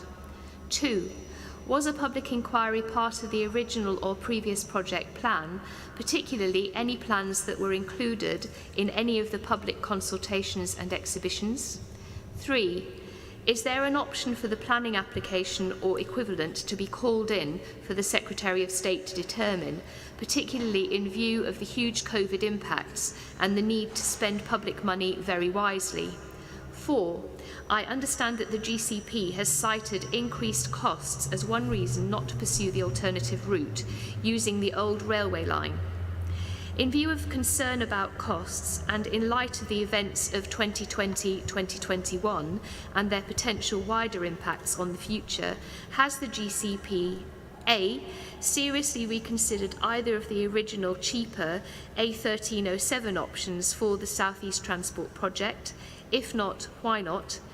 And B, seriously considered or considering, in view of representations, an appropriate pause in the project? If not, why not? And 5, to whom Cambridge City Council, Cambridge County Council, Secretary of State or someone else would one have to make representations for a public inquiry to be held on the South East Transport Mass Transport project, and by what date, if any? Who should one contact in those organisations, please? And that concludes the questions being read out by officers, Chairman. Thank you very much, Wilmer and Neve. Sterling effort by both. We'll then just go to the 2 questions that are to be asked in person. And so I'd like to invite Howard Kettle, who is the chair of Stapleford Parish Council, to ask his question. I think you're up here. Thank you. Howard Kettle. Only air quality, greenhouse gases and noise has been included in the GCP report on the economic case covering environmental impacts. However, the Transport Appraisal Guidance, TAG, includes monetising environmental, social, heritage and other non-market features of the project. Why is it that the BCR, which is poor, previously reported as 0.81, takes no account of these key environmental impacts? Thank you. And I've now got the final question to be asked in person by Barbara Cattell. Thank you. With the CSET busway operating at capacity on opening, that's from the iTransport report commissioned by Great Shelford and Stapleford Parish Councils, how will the vision for growth at Cambridge Biomedical Campus be accommodated? And with the limited road capacity in central Cambridge preventing the implied exponential increase in the number of buses, should a more scalable system and future-proofed infrastructure be planned, such as light rail? Thank you very much. I think I should have mentioned that Barbara was also asking her question on behalf of Tom Robinson, who had a similar question. So thank you both for that. Now, I hope Peter's had his pencil sharp and got all of those points for a response. Peter. Thank you, Chair. So I'm going to go through these, but I'm going to give them a fair airing. So unfortunately, you're going to have to bear with me. Starting with Tony's point, I mean, I would emphasise the point around continued dialogue, and we've committed to do that. The car parking issue really comes up, and we heard some of the questions about saying 2,000 was too many. The car parking issue reflects the need to minimise the impact on the green belt. It also reflects requirements that have been set out by the Combined Authority, where they expected to see no more than 1,200. And it further follows the discussion we had previously about building these things out incrementally. So that will be kept under review, 1,200, but if we need more, we will need to reflect upon that. The issue about the route variance, I'll pick up in terms of the questioning and in terms of the report. So moving to the questions that were asked, so starting with Mr. Huskerson's question around PM 2.5. PM 2.5 has been assessed as part of the EIA, as we are required to do. The assessment shows that there are no significant impacts upon PM2 concentrations and that they remain well below national requirements in the area. In terms of Mr. Hall's question, in our area, people are returning to cars far more than they are returning to other modes. And so you might draw a conclusion to say the strategic case for this scheme is very strong. on that basis, and that might be my starter for 10. But actually what I'm going to say is that it is not yet conclusive what is going to happen in terms of travel patterns following COVID, which is why this needs to be kept under review, as we're required to do as by Department for Transport, and when this scheme next comes back for your consideration, you should expect and you will receive an update on the projections as they relate to our understanding and the Department for Transport's understanding of COVID at that point in time. Mr. French, the question around the alternative route, and the report is outlined. The evaluation of the alternative rail route is outlined in terms of the report. It's in the appendix. It has been undertaken in accordance with Department for Transport requirements, and it does show that there are issues of cost, and then there are significant impacts on local properties and the railway. And then we'll cover more of that when I go through the presentation. The project has been developed with community engagement since it commenced in 2016, and the Statement of Community Involvement records will reflect and do reflect that. In terms of Rosie Brown's question around national planning policy, yes, the environmental impact assessment does reflect the planned growth in the area, so it does reflect the existing housing development that is ongoing. The independent assessment outlines the degree of harm to the green belt and makes clear that with careful and robust landscaping and retention of much as possible of the existing vegetation, then impact will be minimised. And we have previously committed to do this, and I'm happy to commit to do that again. Those assessments will all be, well, they are currently publicly available, and they will be made available as part of any application to government where they will be considered by the Secretary of State under the Transport and Works Act order requirements. Martin Goldman's question around the integrated strategy and how this thing, how this all hangs together. Again, the point around the mode that is coming back soonest is cars, and we're seeing far more above rail and bus. Again, the point about COVID, and it will be kept under review, but particularly the point that I mentioned earlier on around an integrated strategy. Today you are considering some of the infrastructure interventions. The next time we meet, you will be discussing the city access interventions, and we need infrastructure and new services and a refocused city centre, and this comes together as part of an integrated strategy. Mr. Greenhalgh's question around the model. The model is currently being developed. It's in draft form. It will be used for future to inform future developments of the scheme, and as soon as it is completed, it will be publicly available. And I think we've previously committed to do that. The question around equestrians from Linda Worth.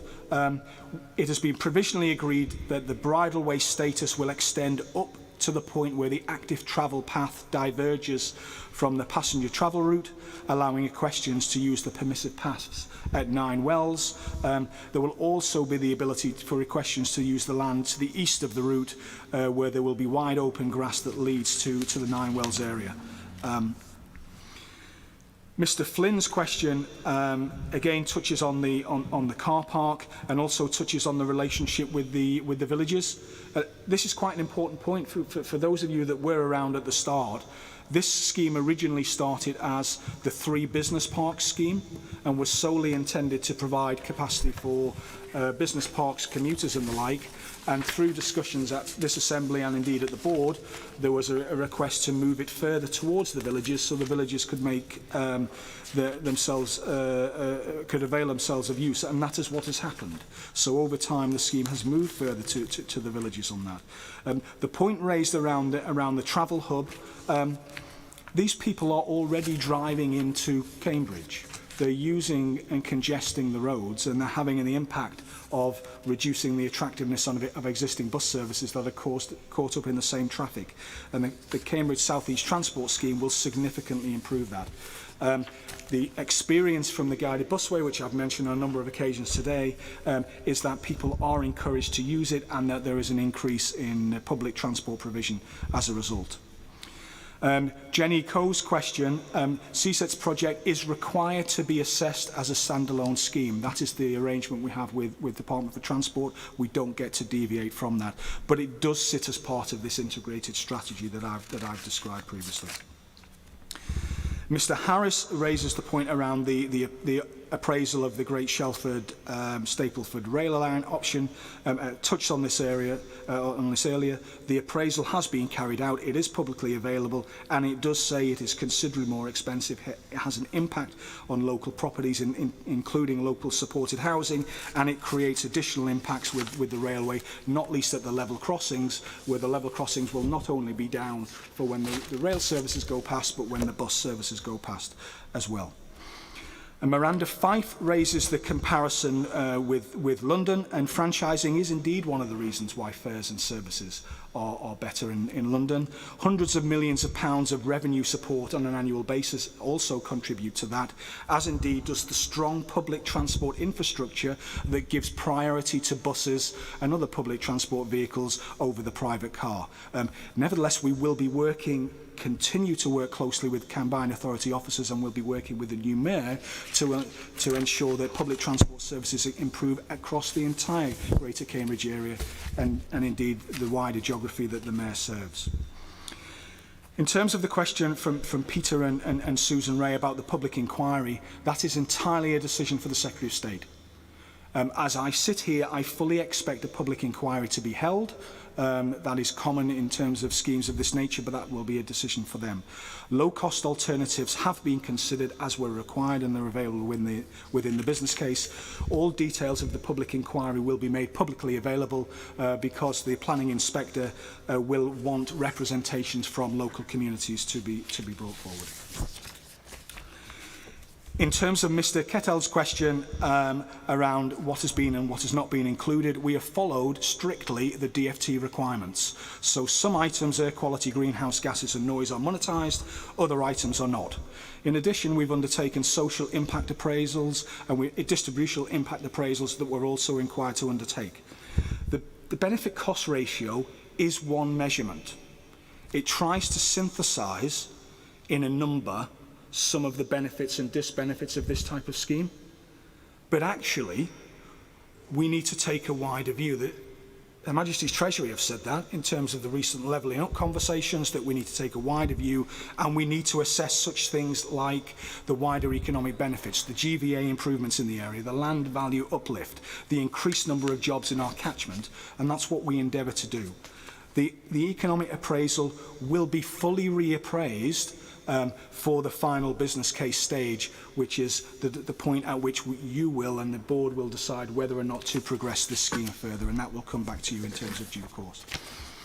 And then finally, in terms of Mrs Kettle's scheme around the iTransport report, CSETs will not operate at capacity on day one.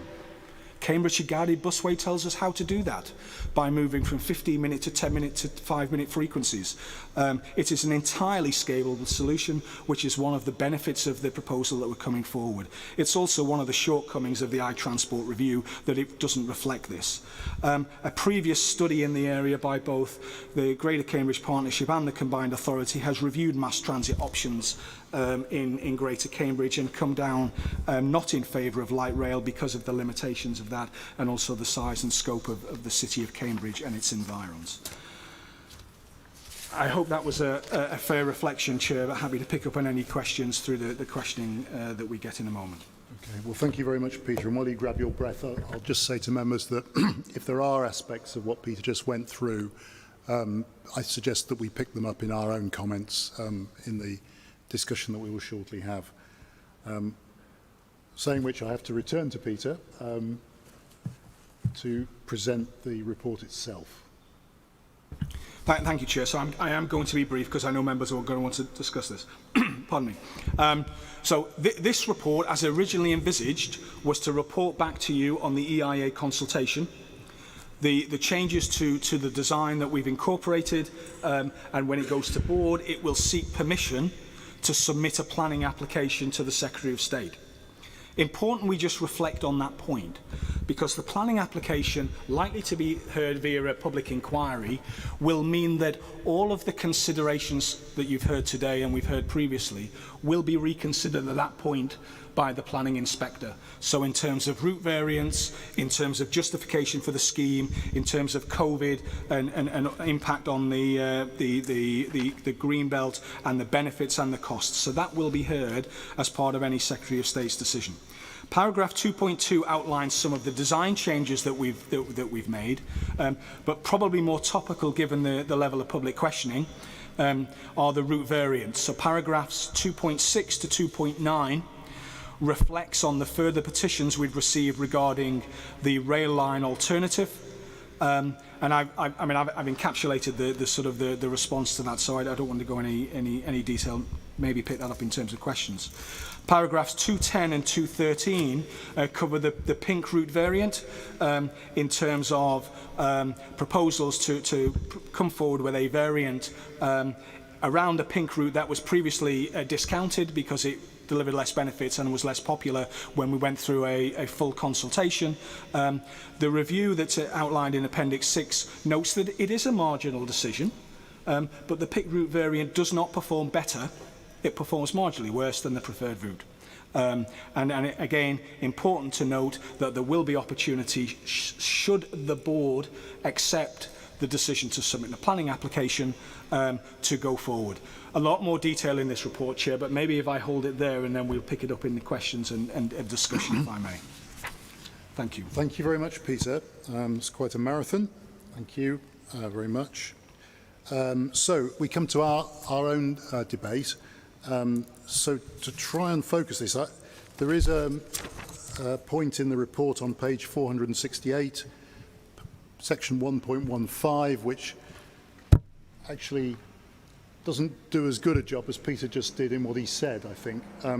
Basically, the board is going to be considering taking this forward for a planning application to the Secretary of State based on the changes made in it as a result of the environmental impact assessment, and our comments are invited in relation to them doing that. So I think that probably encapsulates what we're being asked. So I would invite any contributions. So I've got Brian Milnes, I've got Alex over there. Brian? Neil, yeah. Thank you, Chair. So Andrew Munro, who many will remember as one of the project leads on this, I asked him several times during the local liaison forum meetings why the route was not more proximate to the centres of population along the route. And to paraphrase, he said it was not designed to fill the needs of local population. It was designed to service the car park, the park and ride. And when I hear people being concerned about housing being built next to infrastructure, I can well understand their fear. Because in the case of Stapleford and Shelford, the route, and indeed in Sawston, my own ward, these are all onto the eastern edges of those villages, and the worry from all the locals is that this is just going to give an excuse to close up the green belt in those locations.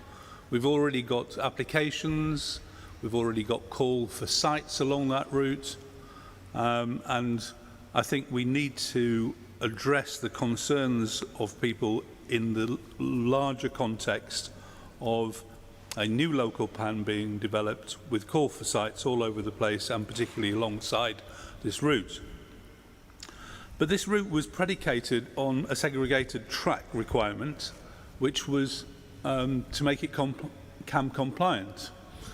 Tony and I will remember very well the process that we went through to get here, which included many routes. In fact, it may have been the business park orientation that was mentioned earlier, but it was called the A1307 project originally, and indeed the main contender at the outset was a bus route alongside and extending, widening the 1307 into the CBC from that route. If we don't have CAM compliance anymore, if we don't have a need for segregated routes anymore, are we not really obliged to go back to those original considerations which were abandoned because of that requirement? And then finally, on the iTransport route,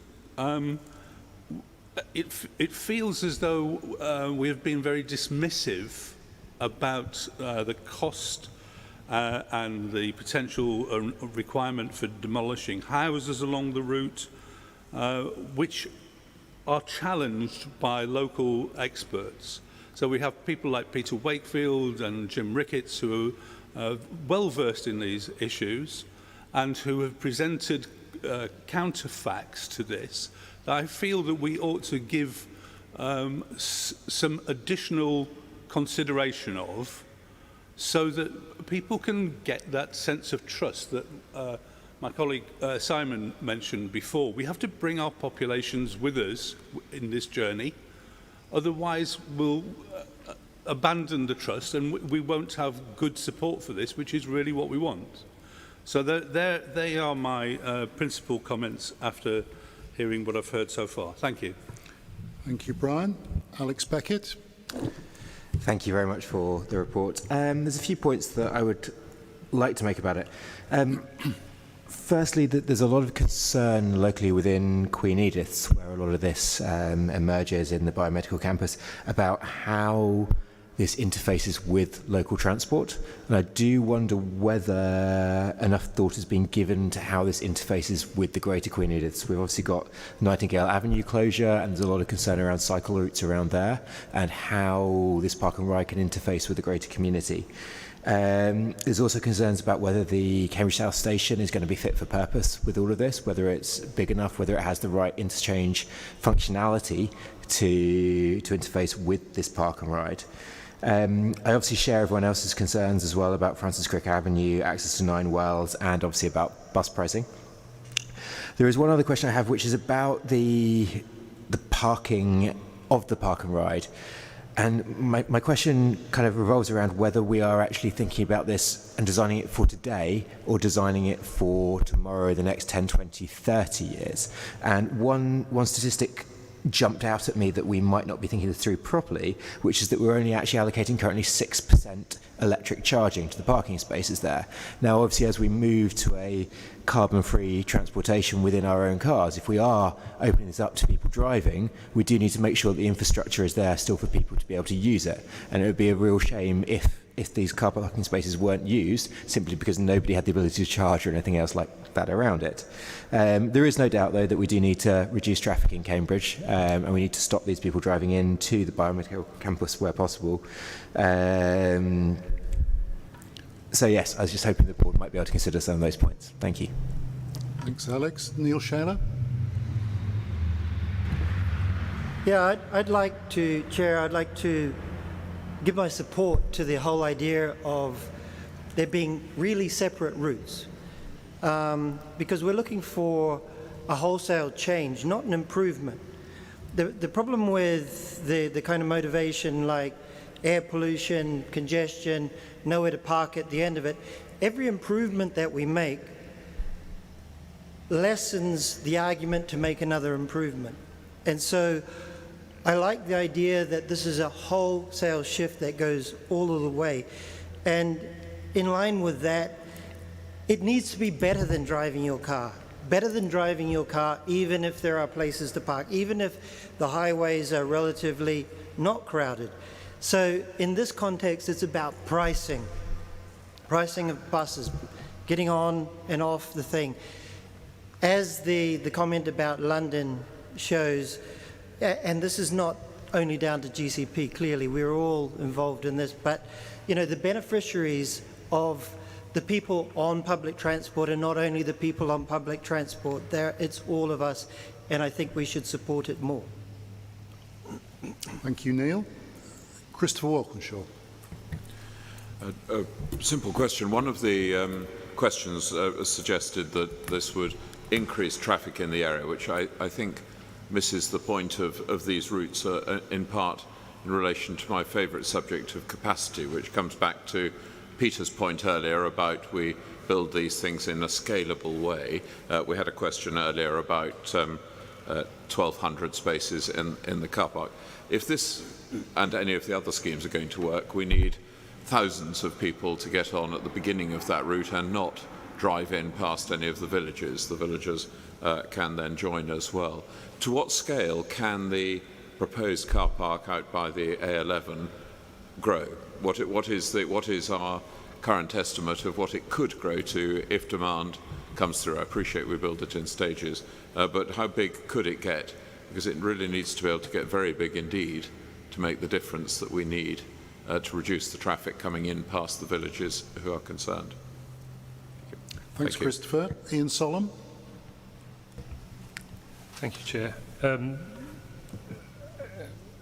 Just picking up on 4.17 in the report, the GCP have committed to deliver a minimum of 10% biodiversity net gain on any one project, and with an overall objective to deliver 20% biodiversity net gain across the GCP transports, of 20% across the GCP transport schemes. Just like the expectation is that at least 10% will be delivered, and this may exceed the 20% biodiversity net gain commitments. I mean, surely it is our expectation that it will be delivered if it's our commitment to a minimum of 10%. And would really, sort of, given that this is one of 4 flagship schemes, should we not really be setting the minimum at the 20% for this one, given that it might be quite difficult to catch up elsewhere, given on this scheme? Also, as part of that, the linear park concept that has been mentioned before, it feels like it will now be quite a long time until we see more details on this scheme. I would have liked to have seen a little bit more development. I know it's not necessarily as part of the process, but I think it would have been useful to see more development of that kind of concept and what can be achieved around biodiversity net gain prior to the submission of to the Transport and Works Act order. Sorry.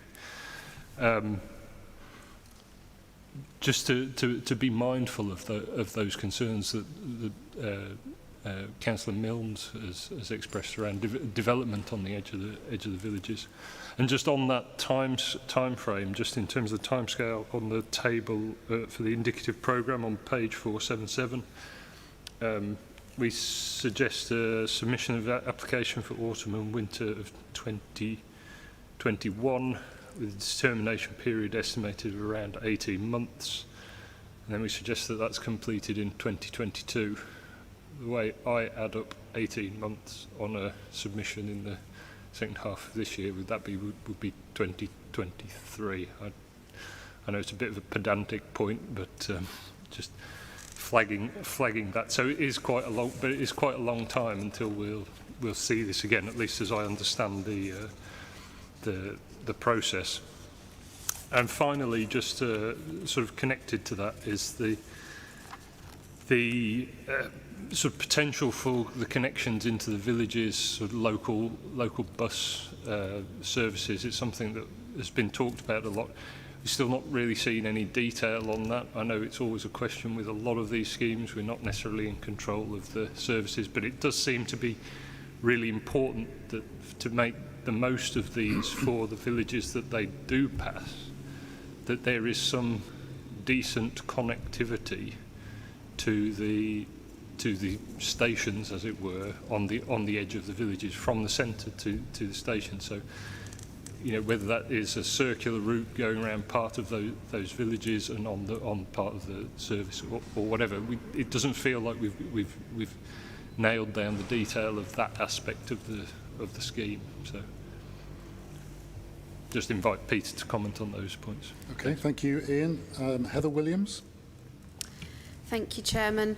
I think I have similar concerns as to other projects, but I won't rehearse those again. I think those are clear for people to know, but really do stress we don't want history repeating itself on this one. And I can see quite big similarities. What I think is quite unique to in other projects is we have a community here that is actually proposing an alternative. So in principle is not objecting to it and potentially sees some benefit for their areas. Development is obviously a key concern, particularly in here, but throughout the Greater Cambridge area with the amount of development we're getting. And I can understand the fears of having the stop so far out of the village that it almost encourages development. Particularly, I remember from the tour on the Stapleford, almost creating a sort of triangle effect. And there are not houses built, but outstanding planning consents in that area. So I would just like some clarification that when we look at dwellings being knocked down, we're not just looking at the current ones, but the ones that have got planning permission that are due to be built shortly. Going back to the issue of fairness as well, I'm just on page 469, paragraph 2.7. It says about the railway alternative route, lower benefits and higher costs. It's really difficult, I think, for us, without something a bit more substantive than that commentary, to make that assessment. It's, you know, the degree, we've already heard about the cost-benefit analysis and ratios, and then we hear about we need to look more wider. So it does feel like we're sort of in conflict with ourselves, because on one hand we're saying we need to think about more the wider context, and the other one we're saying, oh no, it's not good because it's not got X, Y or Z. And I do think that if it was inside the village, then you've got more chance of it being used. I think there is a danger where the stops are that essentially we're going to need car parks there as well, and it could get worse. So what more could be done, and I suppose is a question for the board, and maybe ask the board to look at, that could more be done to give a fair assessment, because we've got a lot of information on one and we've got some but not so much on the other, and so they could be really judged in parity, because I think if we as a partnership was to do that, then I think the local community's feelings would at least feel a bit more heard and treated more fairly. So I'm not convinced that the route we've got in front of us is the best for the benefit for the existing residents, and I think if we can, we ought to try and find a way of serving them as well as future residents. Thank you, Chairman. Thank you. Helen Valentine. Thank you. Again, a couple of hopefully quite quick points. First one, I think the very first speaker suggested that we only came up with this segregated route as a result of being CAM compliant, and that is not my recollection. There are a number of us on this assembly who have long believed that segregated routes are essential if we're going to get the step change required to get people out of their cars and into fast public transport routes. So I just wanted to make that point. Second one is really about process. If I understand it correctly, what we're being asked to do today is not to redetermine the whole scheme and start from scratch, but to say whether or not we move from the EI consultation stage through to the next stage of the process. And so for me, I'm saying to myself, are there any showstoppers in here that would mean that I wouldn't want to move to the next stage of the process? And I don't myself see any such showstoppers. Clearly, there's a lot of opposition to this scheme. I think probably there's been opposition to every single scheme, perhaps with the exception of the Chisholm Trail. Even that, we've had some opposition.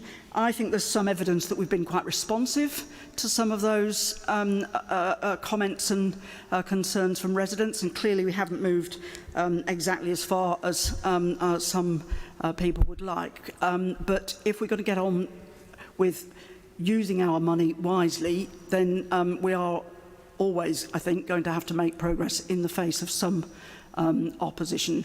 I used to drive this route 3 or 4 days a week, so I know the route pretty well. I walk in the Gogmagog Hills, I visit Nine Wells.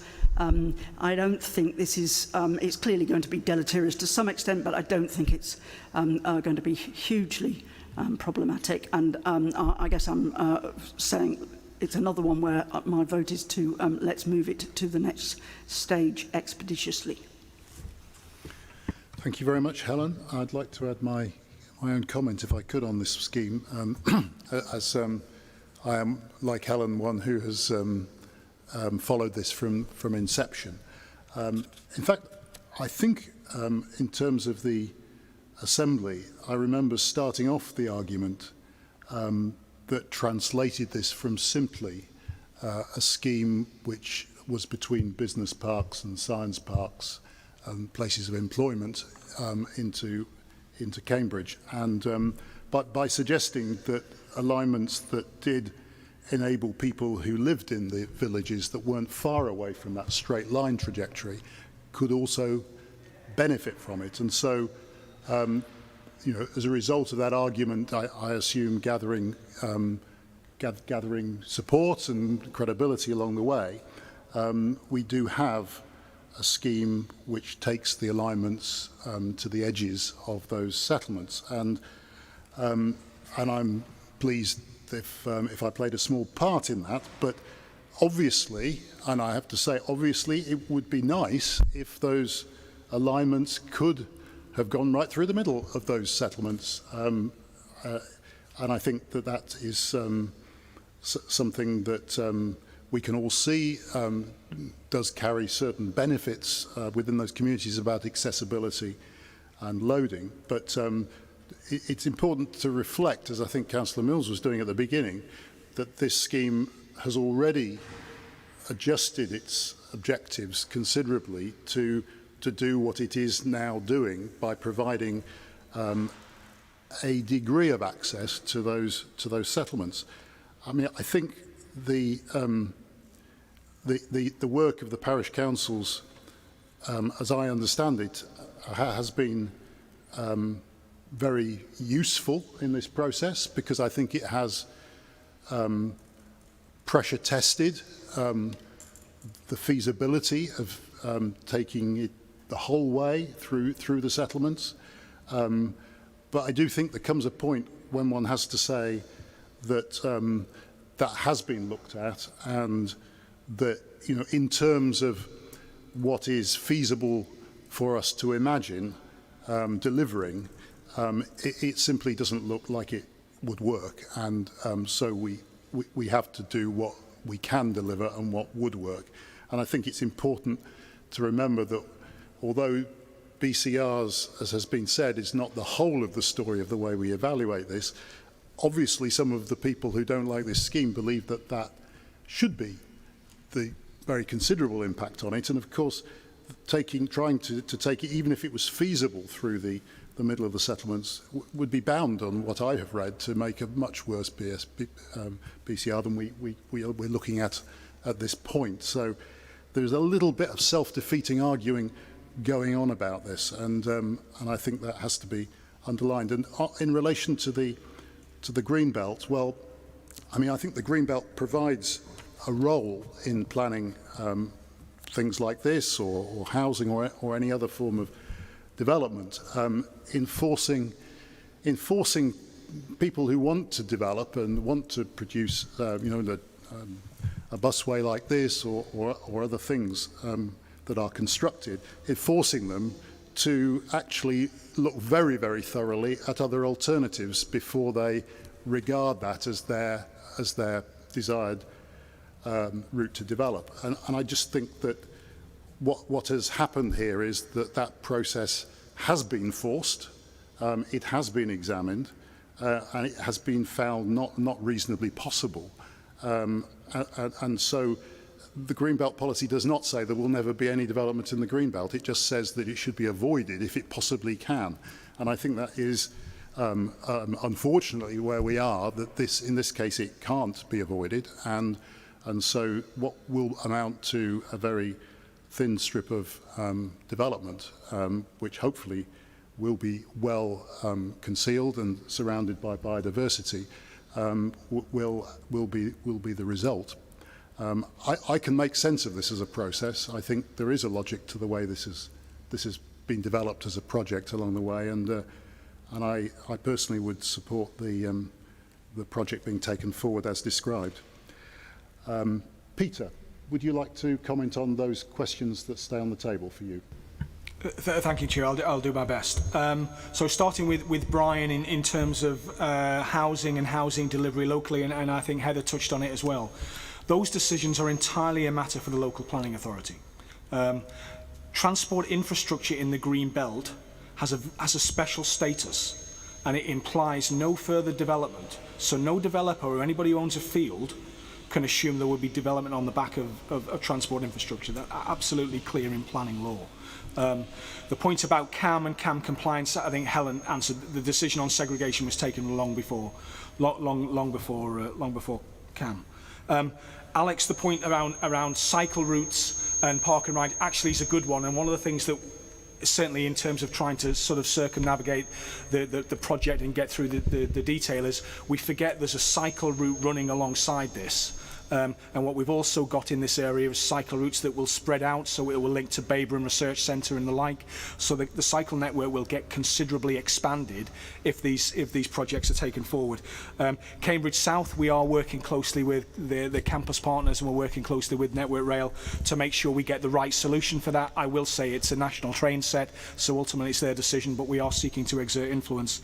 I think your point on electric charging is well made, and we'll look at it again. What we have been doing over the sort of the recent period is just trying to change the focus of park and rides that have traditionally been you get off a car and on a bus, where actually we're now saying we should be able to charge there, there should be secure cycle parking, you should be able to get off a car and unload your bike and then cycle on.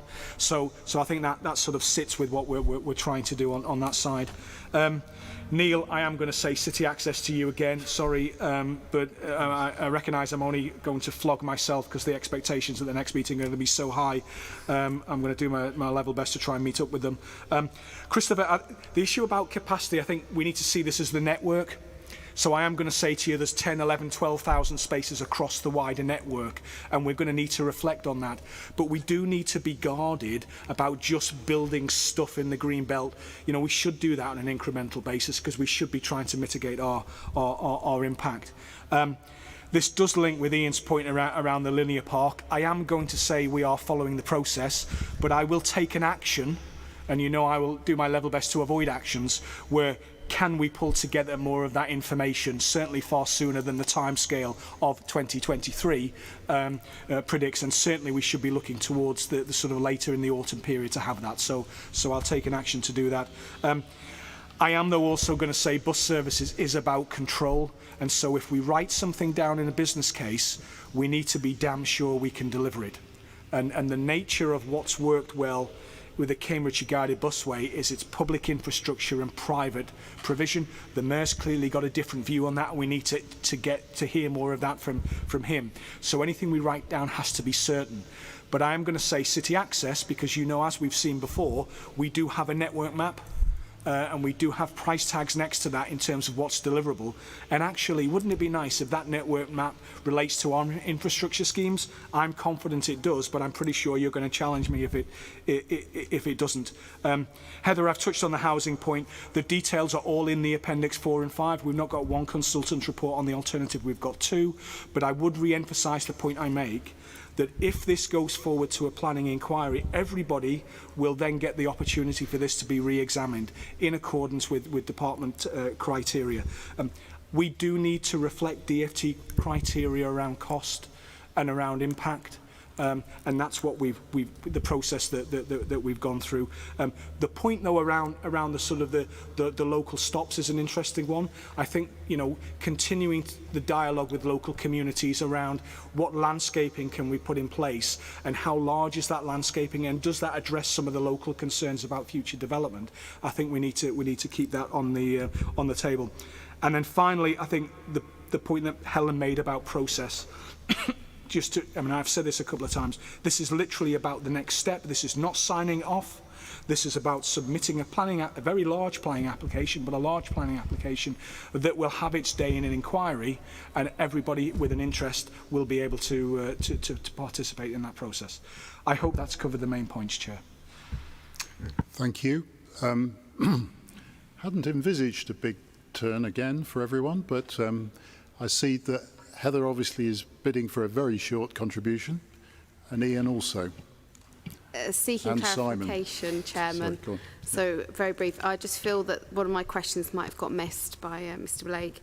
It was about not future developments as in local plan, but there are some planning permissions already given in very close proximity. And when we're talking about it's been referenced about the amount of dwellings that have been needed to be knocked down on one route or another, just to seek clarification that we have taken into consideration anything that's going to be built out within the next couple of years that's already got planning permission, so not local plan based, as I feel the answer to the question was. Yes, they have. They are a material consideration because they've got permissions, and therefore we've included that in the environmental assessment as we're obliged to. So that's been considered. Ian Solomon. Thank you, Chair. It may be more of a point for the board than for Peter, maybe. That's why he didn't address it. But just on that question of whether we really should be aiming for a minimum of 20% biodiversity net gain for this project, rather than just the 10%. So shall we hold that point for a moment? I'll come back to that in a minute, if I may. And Simon Smith wanted to speak. This is my first meeting of the Assembly, and I just made some reflections on some of the things that have been discussed today. When we looked at routes, some have been too close to development or through development. Some have been too far. I don't know who Goldilocks is that gets it just right. It's a very, very difficult challenge. I think we just have to accept that there are always going to be objections to which route chosen as the preferred route, but we do have to make decisions on them, or else there will never be a route. I think also as well that we should just reflect here on this wider strategic issue, which is that this route is going to be connecting some of the key centres of the biotech cluster in this area. And that biotech cluster is one of the most important centres of research in Europe. I hate to say this in front of Andy because he's the expert on this, but it is really important part of economic activity. And the connectivity between the different centres is extremely important because we've moved from, if you like, fortress R&D, where the companies kept all their IP under one roof, to process of open innovation and sharing. And that collaboration that can happen through greater connectivity is really important to the continued competitiveness of this cluster. And that hasn't been raised today, but it's very, very central to what this project's all about. Thank you, Simon. Of course, the very same point that you made is really what the Greater Cambridge Partnership is really here for. So it's an existential point that you're supporting there, I think. So I'm going to attempt to summarise, and I'm going to conclude that that there is support here for the board to proceed with the next step. I do note Heather's reservations about that. She expressed those, but I did not hear those from others. So I think there are a couple of points that I wanted to pick out that we might want to say to the board as riders to that. I'm not clear whether those would be points we'd expect them to embed in the pursuit of the planning application, or whether we are asking the board in a broader sense to buy into these for the future. But I think that that it did sound to me a good challenge to accept a biodiversity target at 20% for this project. I think if we cannot achieve that sort of target for a project which is entirely in the rural part of our area, then we're very unlikely to do so anywhere. So to ask the board to consider buying into that, either allied to or embedded in this application. And secondly, I can't remember who raised the point, but to ask the board in a similar way whether they would be willing to take on board examining connectivity from the settlements that we're skirting with this project, from the centres of them to the edges of them, where people could gain access to service. I have no idea what that involves, but it does seem, again, a good challenge, because I think there probably is a lot of sympathy for people who live in the middle of these settlements or on the opposite edges of them, who would face quite a long walk, quite a long walk to get to where they could find access to the service. So those were the points I was proposing to add from the Assembly to the board. And with that, I was going to close this item, if that's acceptable to everyone. So it also brings us to the end of the meeting, and I wanted, as part of that, to thank members of the Assembly for their contribution this afternoon and this morning.